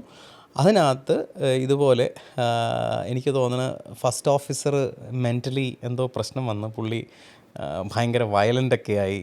പുള്ളി എന്തൊക്കെയോ റിലീജിയസ് വേഴ്സസ് ഒക്കെ പറയാനൊക്കെ തുടങ്ങി. അപ്പോൾ പുള്ളിയെ റിമൂവ് ചെയ്യേണ്ടി വന്നു. അപ്പോൾ ലാൻഡ് ചെയ്യുന്ന സമയത്ത് അന്ന് ഒരു എയർ ഹോസ്റ്റസ് ആണ് ഇത് ലാൻഡ് ചെയ്യാൻ സഹായിച്ചത്. പക്ഷേ പുള്ളിക്കാരി ട്രെയിൻഡ് അല്ലായിരുന്നു. പക്ഷെ മോസ്റ്റ്ലി ഇവർക്ക് ഈ ക്രൂ റിസോഴ്സ് മാനേജ്മെൻറ്റ് ട്രെയിനിങ്ങിൻ്റെ ഭാഗമായിട്ട് ഇവർക്ക് കോക്പിറ്റിനകത്ത് എന്താണ് നടക്കുന്നതെന്ന് പറയുന്ന ഒരു ബേസിക് അണ്ടർസ്റ്റാൻഡിങ് കൊടുക്കും ക്യാബിൻ ക്രൂയിലുള്ളവർക്കും. ഡെഫിനറ്റ്ലി. അപ്പോൾ ഞാൻ ഉദാഹരണത്തിന് ഒരു എയർക്രാഫ്റ്റ് ലാൻഡ് ചെയ്യുന്ന സമയത്ത് 2 കാര്യങ്ങളായിരിക്കും നടക്കുക. ഒന്ന്, ഫിസിക്കലി എയർക്രാഫ്റ്റിനെ താഴോട്ട് കൊണ്ടുവരുന്നൊരു പ്രോസസ്സുണ്ട്. ഓക്കെ, അത് ക്യാപ്റ്റൻ ആയിരിക്കും ചെയ്യാം. പിന്നെ ക്യാപ്റ്റനും ചെയ്യും, ഫസ്റ്റ് ഓഫീസറും ചെയ്യും. ഓക്കെ, പിന്നെ വരുന്നതെന്ന് പറയുന്നത് ഇൻസ്ട്രുമെൻസിനെ മോണിറ്റർ ചെയ്യുക, കമ്മ്യൂണിക്കേറ്റ് ചെയ്യുക ടവറുമായിട്ട് അല്ലെങ്കിൽ ATCയുമായിട്ട്. അപ്പോൾ അന്ന് എയർ ഹോസ്റ്റസ് ആണ് ഈ പറയുന്ന കമ്മ്യൂണിക്കേറ്റ് ചെയ്തത്. ഓക്കെ, അപ്പോൾ അതാണ് ലോജിക്കലി പോസിബിൾ. ഒരു എയർ ഹോസ്റ്റസ് ചിലപ്പം എന്താണ് കമ്മ്യൂണിക്കേറ്റ് ചെയ്യാം ടവറുമായിട്ട്, അത് ലാൻഡ് ചെയ്യിപ്പിക്കാം. അതിന് പൈലറ്റ് ലൈസൻസ് വേണമെന്നില്ല, ഷീ കൻ ഡു ദാറ്റ്. അതിനകത്ത് ഉള്ള അതിൻ്റെ അകത്ത് കൂടെ ഇരിക്കുന്ന ഇതിപ്പോൾ സാർ ഈ സൈക്കോളജിക്കൽ കണ്ടീഷൻസ് ഒക്കെ പറഞ്ഞപ്പോഴാണ് കൂടെ ഇരിക്കുന്ന പൈലറ്റ് കോ പൈലറ്റ് ഭയങ്കര വറീഡാണ്, പാർവതിയാണ് ദ ഹീറോ. അല്ല അത് പിന്നെ ATC has no this thing to say get out of the, അങ്ങനെയൊന്നും പരിപാടിയൊന്നുമില്ല. പിന്നെ മാത്രമല്ല സാധാരണഗതിയിൽ ഈ പുള്ളിക്കാരി ആ സിനിമയ്ക്കകത്ത് എനിക്ക് തോന്നുന്നു പുള്ളിക്കാരിക്ക് വിഷൻ ഇഷ്യൂ ഉണ്ടല്ലോ. അതൊക്കെ ഭയങ്കര ലോജിക്കൽ ഇഷ്യൂ ഉണ്ട്. കാരണം ഫോഗ് ഉണ്ട്, വിഷ്വലി ഓറിയൻറ്റേറ്റ് ചെയ്യണം. പിന്നെ അതുപോലെ തന്നെ കുറേ നാൾ ഫ്ലൈ ചെയ്യാതിരുന്നിട്ട് നമുക്ക് അങ്ങനെ ചെയ്യാൻ പറ്റുമെന്ന് എനിക്ക് അറിയില്ല. എനിക്ക് പറഞ്ഞു മനസ്സിലായി സിനിമയിലേ നടക്കുള്ളൂ, കുറച്ച് പാടായിരിക്കും അത്. You never know man, human ingenuity അല്ലേ എന്ന് നമുക്ക് പറയാൻ പറ്റില്ല എങ്ങനെയാണ്. പക്ഷേ ടു ബി ക്ലോസ് അത് ചിലപ്പോൾ പാടായിരിക്കും. ഓക്കെ, നമ്മൾ കുറേ മീൻസ് ഈ പൈലറ്റ് ആയി കഴിഞ്ഞ് കഴിഞ്ഞാൽ ഈ പറയുന്ന ഡ്യൂട്ടീസിനെ പറ്റിയൊക്കെ പറഞ്ഞു കഴിഞ്ഞപ്പോഴും ഈ നമ്മൾ ഫാമിലി ഇപ്പം എല്ലാവരും ഏതൊരു സബ്ജക്റ്റിൽ നിന്നോ വർക്ക് ലൈഫ് ബാലൻസ് എങ്ങനെയായിരിക്കും ഇവരുടെ എന്നുള്ളത് ശരിക്കും ഒരു മീൻസ് ഇത് അറിഞ്ഞിരിക്കണമല്ലോ. ഞാനൊരു പൈലറ്റ് ആയി കഴിഞ്ഞ് കഴിഞ്ഞാൽ this will be the situation of yours, you will be free, you will be in tight situation. എന്താണ് സംഭവം? അതായത് ഞാനിതിപ്പോൾ എങ്ങനെ പറയുക, പ്രശ്നമാണോ? അങ്ങനെയല്ല. നമ്മളത് മാനേജ് ചെയ്യാൻ പഠിക്കണം എന്നുള്ളതാണ്. ഞാൻ നേരത്തെ പറഞ്ഞല്ലോ, you have to keep calm. അത് നമ്മളുടെ ഒരു പൈലറ്റിൻ്റെ സ്കില്ലാണ്. അപ്പം നമ്മൾ ശ്രദ്ധിച്ചാൽ മതി. പൈലറ്റ്സ് കുടുംബത്തിലൊക്കെ ഉണ്ടെങ്കിൽ ശ്രദ്ധിച്ചാൽ മതി. ഫ്ലൈ ചെയ്യുന്ന ഒരാളാണെങ്കിൽ വീട്ടിൽ ഉടക്ക് നടന്നു കഴിഞ്ഞാൽ പുള്ളി മുങ്ങും നൈസായിട്ട്. നൈസായിട്ട് മുങ്ങും, കറക്റ്റായിട്ട് മുങ്ങും. ഒരിക്കലും ഒരു പൈലറ്റ് എന്ന് പറയുന്ന ഒരാൾ വൈഫുമായിട്ട് ആർഗ്യുമെൻറ്റിനൊന്നും നിൽക്കത്തില്ല. ഓക്കെ അങ്ങനെയാണോ, അത് അങ്ങനെ ചെയ്യാം, മനസ്സിലായി. കാരണം ആർഗ്യുമെൻ്റ് എന്ന് പറയുമ്പോൾ അത് നമ്മളെ മെൻ്റലി സ്ട്രെസ് ചെയ്യിപ്പിക്കും. നമ്മൾ ആ സ്ട്രെസ് കോക്പിറ്റിലോട്ട് ക്യാരി ചെയ്യാനുള്ള ചാൻസ് ഉണ്ട്. അത് നമ്മളെ സിറ്റുവേഷണൽ അവയർനെസ്സിനെ ഭയങ്കരമായിട്ട് ബാധിക്കും. അപ്പോൾ ഇവരൊക്കെ ഇവർക്ക് എല്ലാവർക്കും അവരുടെ ഷെഡ്യൂൾ മാനേജ് ചെയ്യാൻ അറിയായിരിക്കും. ഇതൊക്കെ ഇത്രയും സ്ട്രെസ്ഫുൾ ആയിട്ടുള്ള ഒരു സിറ്റുവേഷനിലൂടെ അവർ ഓൾറെഡി കടന്നു പോയിട്ടുള്ളവരാണല്ലോ. ഇതിൻ്റെ ഇടയിൽ പൈലറ്റ് ആവുന്നതിൻ്റെ ഇടയിൽ തന്നെ ഇവരൊക്കെ പ്രേമിച്ചിട്ടുണ്ടാവും, മനസ്സിലായോ? ഒരു പരിധി വരെ ഇവർക്ക് അറിയായിരിക്കും ഇതിനെങ്ങനെ ടാക്കിൾ ചെയ്യണമെന്ന്. പക്ഷേ ടു ബി സ്പെസിഫിക്, ഒരു പൈലറ്റ് ആവറേജ് 3 days ഓഫ് ഉണ്ടാവും. ഡിപ്പെൻഡിങ് ഓൺ സ്റ്റേഷൻ എവിടെയാണ് അതിനനുസരിച്ച് ഇവർക്ക് വീട്ടിൽ വരാൻ പറ്റും. ഇവർ അവരുടെ ലൈഫ് മൊത്തം അതിനനുസരിച്ച് ഷെഡ്യൂൾ ചെയ്യേണ്ടി വരും. ഇപ്പോൾ ഒരു പൈലറ്റിനെ കല്യാണം കഴിക്കുന്ന ആളിന് ഓൾറെഡി അറിഞ്ഞിരിക്കണം ദാറ്റ് കുറേ കോംപ്രമൈസസ് നമ്മൾ വരുത്തേണ്ടി വരും. ചിലപ്പോൾ ഒരു പെർട്ടിക്കുലർ സ്ഥലത്ത് പോകാനിരുന്നിട്ട് നമുക്ക് പോവാതിരിക്കേണ്ടി വരും. ചിലപ്പോൾ ചില ഫാമിലി ഫങ്ഷൻസിൽ പോവാതിരിക്കേണ്ടി വരും. അത് നമ്മൾ മാനേജ് ചെയ്യുക എന്നുള്ളതാണ്. അത് യൂസ് ടു ആവും. ട്രസ്റ്റ് മീ, കുറേ നാൾ കഴിയുമ്പം പീപ്പിൾ വിൽ വർക്ക് അറൗണ്ട്. പക്ഷേ അതിനുള്ള ഡെഡിക്കേഷൻ നമുക്ക് വേണം. അതിന് നമ്മളുടെ പ്രൊഫഷൻ ഭയങ്കര ഇമ്പോർട്ടൻ്റ് ആയിരിക്കണം. ഞാൻ ഒരു കാര്യം പറയാം അമ്മു. ഞാൻ എപ്പോഴും നമ്മൾ ചോദിക്കുന്നൊരു ചോദ്യമുണ്ട്, why do you want to become a pilot? Okay, ഞാനിപ്പോൾ എയറിൽ പറയുകയാണത്. ആ ചോദ്യത്തിനൊരൊറ്റ ഉത്തരമേ ഉള്ളൂ. എനിക്ക് എയർക്രാഫ്റ്റ് എന്ന് പറഞ്ഞാൽ ഭ്രാന്താണ്. ഈ സാധനം ഇതെങ്ങനെ എയറിൽ നിൽക്കുന്നു, ഇത് ഭയങ്കര സംഭവം, ഇതിൻ്റെ ഗാഡ്ജറ്റ്സ്, എൻ്റെ ദൈവമേ, ഞാൻ 24 മണിക്കൂർ നോക്കിക്കൊണ്ടിരിക്കുകയാണ്. ഈ ഒരു ഒറ്റ ഉത്തരമേ ഇതിനുള്ളൂ. Unless you are crazy about aircrafts, you cannot dedicate your life for flying. It is impossible. Okay, കാരണം you have to put that above everything else. No, ഫ്ലൈയിങ്ങിന് ബാക്കിയുള്ള കാര്യത്തിനെല്ലാം എബവ് ഇടണം. അങ്ങനെ ഉള്ള ആൾ അയാളെ ഹെൽത്ത് ടേക്ക് കെയർ ചെയ്യും. അയാളുടെ പ്രയോറിറ്റി അതായിരിക്കും. അയാൾക്കൊരു അസുഖം വരാതെ അയാൾ നോക്കിക്കോളും. ചിലർ മീൻസ് എനിക്കിത് പെട്ടെന്ന് കേട്ടോ, ചിലർ എനിക്ക് പട്ടാളത്തിൽ ചേരണം എന്നൊക്കെ പറയുമ്പോൾ നേഷനാണ് ഫസ്റ്റ് എന്ന് പറയുന്നത് അതിൽ എയർക്രാഫ്റ്റാണ് എൻ്റെ എല്ലാം എന്നുള്ള ഒരു സംഭവം വേണം. നേരെ തിരിച്ചുകൊണ്ട്, അതായത് ഗ്രൗണ്ടഡ് പൈലറ്റ്സ് എല്ലാം ഭയങ്കര ഫ്രസ്ട്രേറ്റഡ് ആയിരിക്കും അവർ. When they see that their colleagues, എവിടെയാണ് ആളിയാ, എടാ ഞാനിവിടെ ടേൺ അറൗണ്ടിൽ നിൽക്കുകയാണ്, ഞാൻ പട്ടായയിൽ വന്നിട്ട് ടേൺ റൗണ്ടിൽ അടുത്ത ഇതിൽ പോവുകയാണ്. ഇവരെ ഭയങ്കരമായിട്ട് സ്ട്രെസ് ചെയ്യിപ്പിക്കും. ഇവരുടെ friends, colleagues are all flying and they are grounded. അതവരെ മാനസികമായിട്ട് ഭയങ്കരമായിട്ട് ബാധിക്കും. അവർ പലപ്പോഴും ഇൻകമ്മ്യൂണിക്കേറ്റോയിൽ പോകും, എന്ന് വെച്ചാൽ സംസാരിക്കാതാവും ആരുമായിട്ട്. അപ്പോൾ ദാറ്റ്സ് വാട്ട് നമ്മളെപ്പോഴും ഇതിനായിട്ട് ഇറങ്ങുമ്പോൾ you have to see as a pilot training school ഞാനത് ഇതിങ്ങനെയല്ല സംസാരിക്കേണ്ടത്. വരൂ എല്ലാവരും ഞാൻ പഠിപ്പിക്കാം, ആടിപ്പൊളി എന്നാണ് പറയേണ്ടത്. പക്ഷേ എന്നെ റിയാലിറ്റി മനസ്സിലാക്കി നിങ്ങൾ അതെ, എങ്കിൽ മാത്രമേ നിങ്ങളെ കൊണ്ട് എയർലൈൻസിനും നമ്മളെ പോലുള്ള ഒക്കെ ഗുണം ഉണ്ടാവുള്ളൂ. ഇപ്പം നമ്മൾ ട്രെയിനിങ് സ്കൂൾ, സാറിൻ്റെ ട്രെയിനിങ് സ്കൂളിൻ്റെ പേര് ഞാൻ പറഞ്ഞില്ല, the aviator training school and you are located in Trivandrum. അപ്പോൾ നിങ്ങൾ കൊടുക്കുന്നത് എനിക്ക് ഭയങ്കര ഇഷ്ടമായി. സാർ പറഞ്ഞാൽ ഫിസിയോളജി മീൻസ് സൈക്കോളജിക്കൽ ഒരു ആസ്പെക്റ്റ് അത് നിങ്ങളുണ്ട്. സബ്ജക്ട്സിന് നിങ്ങൾ അക്കാഡമിക് വൈസ് നിങ്ങൾ ട്രെയിൻ ചെയ്യുന്നുണ്ടോ? നിങ്ങൾ അതെ അതെ, നമ്മൾ എന്തെല്ലാം ചെയ്യുന്നത്? ടാറ്റ്സ് എന്ന് പറയുന്നത് നമ്മളൊരു ഒരു ഡിഫറെൻറ്റ് കോൺസെപ്റ്റാണ്. നമ്മൾ ഗ്രോസ് കോൺട്രാക്ട് കോൺസെപ്റ്റ് എന്ന് പറയും. എന്ന് വെച്ച് കഴിഞ്ഞാൽ we as a training institute do not believe in investing in assets. അസറ്റ്സിൽ ഇൻവെസ്റ്റ് ചെയ്യാൻ നമുക്ക് താല്പര്യമില്ല. കാരണം ഈ അസറ്റ്സ് എന്ന് പറയുന്ന സാധനം ഏൺ ചെയ്തില്ലെങ്കിൽ അത് നോൺ പെർഫോമിങ് അസറ്റ് ആവുകയും പിന്നെ അതൊരു ലയബിലിറ്റി ആവുകയും മാറുകയും ചെയ്യും. ഉദാഹരണത്തിന് എയർക്രാഫ്റ്റ്. എയർക്രാഫ്റ്റ് നമ്മൾ വാങ്ങിച്ച് ട്രെയിൻ ചെയ്യുന്ന പരിപാടിയിലോട്ട് പോയാൽ ആ എയർക്രാഫ്റ്റിന് കൃത്യമായിട്ട് അത് പറന്നുകൊണ്ടിരുന്നെങ്കിൽ ഇറ്റ് കോസ്റ്റ് us മണി.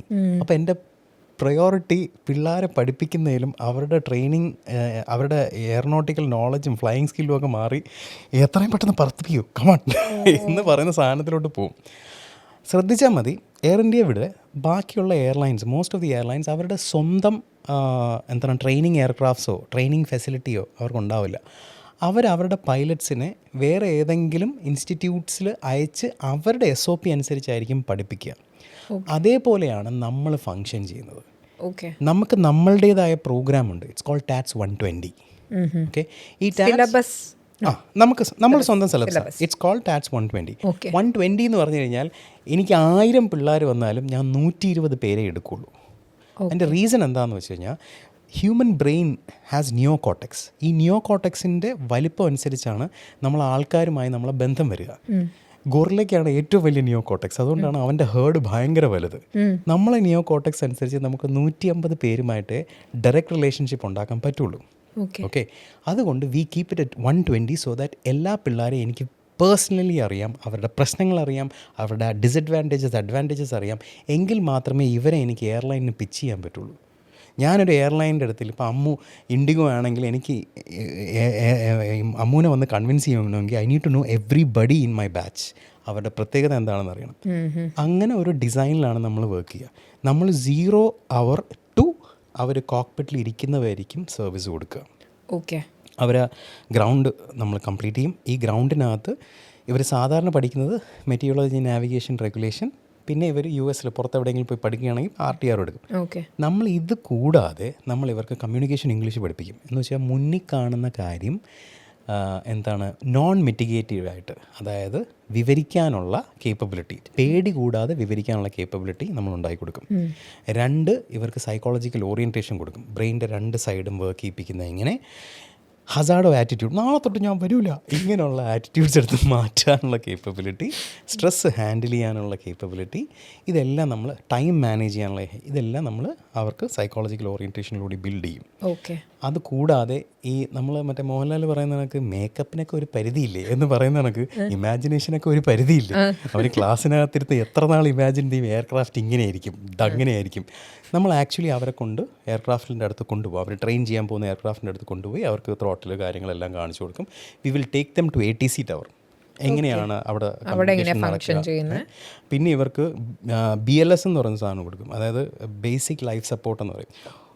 ഒരാൾക്ക് പെട്ടെന്ന് ചോക്കായാൽ, ഹാർട്ട് അറ്റാക്ക് വന്നാൽ, പൾസ് ലോ ആയാൽ എന്ത് ചെയ്യണം എന്ന് പറയുന്നൊരു ബേസിക് ട്രെയിനിങ് അനന്തപുരി ഹോസ്പിറ്റലിൽ നിന്ന് നമ്മൾ അവർ സർട്ടിഫൈഡ് ആയിട്ടുള്ളൊരു ട്രെയിനിങ് കൊടുക്കും.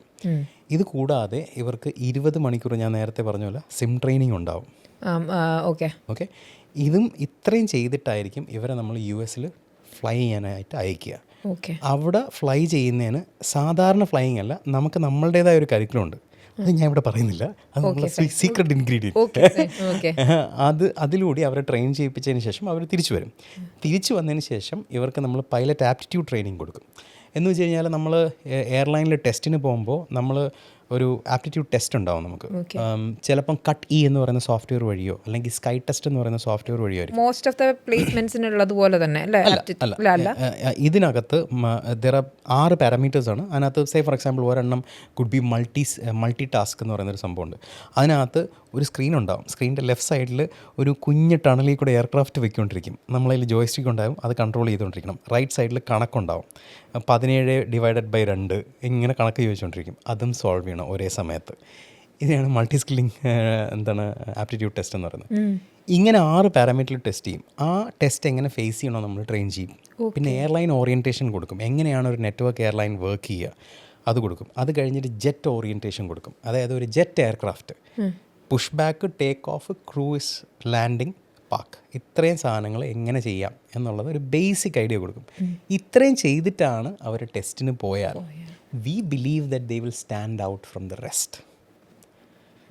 അതായത് നിങ്ങൾ ഒരു എയർലൈനിൽ പോവുകയാണെങ്കിൽ നിങ്ങൾക്ക് ആദ്യം നിങ്ങൾക്കൊരു മെഡിക്കൽ ടെസ്റ്റ് ഉണ്ടാവും, അത് കഴിഞ്ഞിട്ട് നിങ്ങൾക്കൊരു റിട്ടേൺ ടെസ്റ്റ് ഉണ്ടാവും, അത് കഴിഞ്ഞിട്ട് നിങ്ങൾക്ക് സൈക്കോമെട്രിക് ടെസ്റ്റ് ഉണ്ടാവും, അത് കഴിഞ്ഞ് നിങ്ങൾക്ക് ഇതിൻ്റെ ഇടയിൽ നിങ്ങൾക്ക് ആപ്റ്റിറ്റ്യൂഡ് ടെസ്റ്റ് ഉണ്ടാവും, അത് കഴിഞ്ഞ് നിങ്ങൾക്ക് ജനറൽ ഡിസ്കഷൻ ഉണ്ടാവും, അത് കഴിഞ്ഞ് ഇൻ്റർവ്യൂ ഉണ്ടാവും. ഇത്രയും കഴിഞ്ഞിട്ടാണ് നിങ്ങൾ എയർലൈൻ പിക്ക് ചെയ്യുക. അപ്പോൾ ഈ പ്രോസസ്സിനെ ബേസ് ചെയ്താണ് നമ്മളെ എൻറ്റയർ ട്രെയിനിങ്. നമ്മൾ 4 പാരാമീറ്റേഴ്സിലാണ് ട്രെയിൻ ചെയ്യുക. Technical competency, flying skill, aeronautical skill, okay, പിന്നെ കമ്മ്യൂണിക്കേഷൻ സ്കിൽ, നല്ലോണം സംസാരിക്കണം, പിന്നെ ഡിസിഷൻ മേക്കിംഗ് സ്കിൽ, പിന്നെ സിറ്റുവേഷണൽ അവയർനെസ്, ചുറ്റും നടക്കുന്ന കാര്യങ്ങളെപ്പറ്റി നല്ല ബോധം, മൈൻഡ്ഫുൾനെസ് എന്ന് പറയത്തില്ല. ഇപ്പോൾ അമ്മു വീട്ടിൽ നിന്ന് ഇങ്ങോട്ട് വരുമ്പോഴത്തേക്ക് 100 കാര്യങ്ങളായിരിക്കും, ഇത് കഴിഞ്ഞിട്ട് എങ്ങോട്ട് പോകണം എന്നൊക്കെ ചിന്തിക്കില്ലേ. അതിന് പകരം അമ്മു ഇപ്പോൾ ചെയ്തുകൊണ്ടിരിക്കുന്ന കാര്യങ്ങൾ മാത്രം ഫോക്കസ് ചെയ്യാൻ നമ്മൾ ട്രെയിൻ ചെയ്യിപ്പിക്കും. അങ്ങനെയാണെങ്കിൽ മാത്രമേ നമ്മൾ ഇൻസ്ട്രുമെൻ്റ് ഫെയിലായാൽ ലാസ്റ്റ് വേ പോയിൻ്റ് എവിടെയായിരുന്നു എന്ന് ചിന്തിക്കാൻ പറ്റുള്ളൂ. This is how we train. അപ്പോൾ അത് it is not going to be നമ്മൾ ഡൽഹിയിലൊക്കെ പോയി കഴിഞ്ഞാൽ ഉടനെ കുത്തിയിരുന്ന് ക്വസ്റ്റ്യൻ പ്രാക്ടീസ് ചെയ്യിപ്പിച്ച് ക്ലിയർ, ആ ഒരു മെത്തഡോളജി നമുക്കില്ല. അങ്ങനെ focusing more on practical knowledge ആണോ? Basically knowledge building. നാളെ ഒരു സമയത്ത് ഒരു സ്ഥലത്ത് പോയി ഇരുന്ന് ഒരു ക്യാപ്റ്റൻ്റെ അടുത്ത് സംസാരിച്ചു കഴിഞ്ഞാൽ എന്ത് സിനേറിയോ കൊടുത്താലും അവർക്കത് ഹാൻഡിൽ ചെയ്യാൻ പറ്റും. എക്സാക്ട്ലി. ഓക്കെ. ഒരു 30+ ആയിട്ടുള്ള ഒരാൾക്ക്, ഇപ്പം ഞാൻ 30+ ആയിട്ടുള്ള ഒരാളാണ്. ഓക്കെ. എനിക്ക് അറിയില്ല, ഇനിയിപ്പം ഞാൻ എന്നല്ല ആരാണെങ്കിലും പൈലറ്റ് ആവാൻ ആഗ്രഹമുള്ള ഒരാളുണ്ടെങ്കിൽ can he or she come join you guys, അല്ലെങ്കിൽ അങ്ങനെ എന്തെങ്കിലുമൊക്കെ നടക്കുമോ? എന്താ സംഭവം? നമുക്ക് 2 ഡിവൈഡ് ചെയ്യാം. DGC റിക്വയർമെൻ്റ് എന്ന് പറയുന്ന സാധനത്തിലോട്ട് പോകാം. DGC പറയുന്നത് 60 വയസ്സ് വരെ you can train. Physically fit ആയിരിക്കണം, ക്ലാസ് 1 ക്ലിയർ ചെയ്യാൻ കേപ്പബിലിറ്റി ഉണ്ടായിരിക്കണം, അത്രേ ഉള്ളൂ. ഓക്കെ. ഇനി എയർലൈൻ്റെ ഭാഗത്തോട്ട് വരാം. അവിടുത്തെ പ്രശ്നം എന്ന് പറഞ്ഞു കഴിഞ്ഞാൽ നമ്മൾ എയർലൈൻ പൈലറ്റ് ആവാൻ ശ്രമിക്കുകയാണെങ്കിൽ 35 വയസ്സ് കഴിഞ്ഞാൽ നമ്മൾ CPL ഒക്കെ എടുത്ത് വരുമ്പോഴത്തേക്കും നമുക്ക് ഏതാണ്ട് 38 വയസ്സൊക്കെ ആവും. പക്ഷേ എഗെയിൻ നിങ്ങളുടെ പാഷൻ ഇസ് ഫ്ലൈയിങ് ആൻഡ് അത് മാത്രമാണ് ഒബ്സർവേഷൻ എങ്കിൽ എയർലൈൻ പൈലറ്റ് മാത്രമല്ല, there is A lot of other opportunity. നമ്മൾ എപ്പോഴും ചിന്തിക്കുന്നതിൻ്റെ കുഴപ്പമാണ്. സി, നിങ്ങൾക്ക് ഗ്രൗണ്ട് ഇൻസ്ട്രക്ടർ ആവാം. ഓക്കെ, ഗ്രൗണ്ട് ഇൻസ്ട്രക്ടർ താഴെയാണ്. നിങ്ങൾക്ക് ഫ്ലൈറ്റ് ഇൻസ്ട്രക്ടർ ആവാം. നിങ്ങൾക്ക് ഏരിയൽ പൈലറ്റ് ആവാം, എന്ന് വെച്ചാൽ സർവേ പൈലറ്റ് ആവാം, ഏരിയൽ സർവേ നടത്തുന്ന പൈലറ്റ് ആവാം.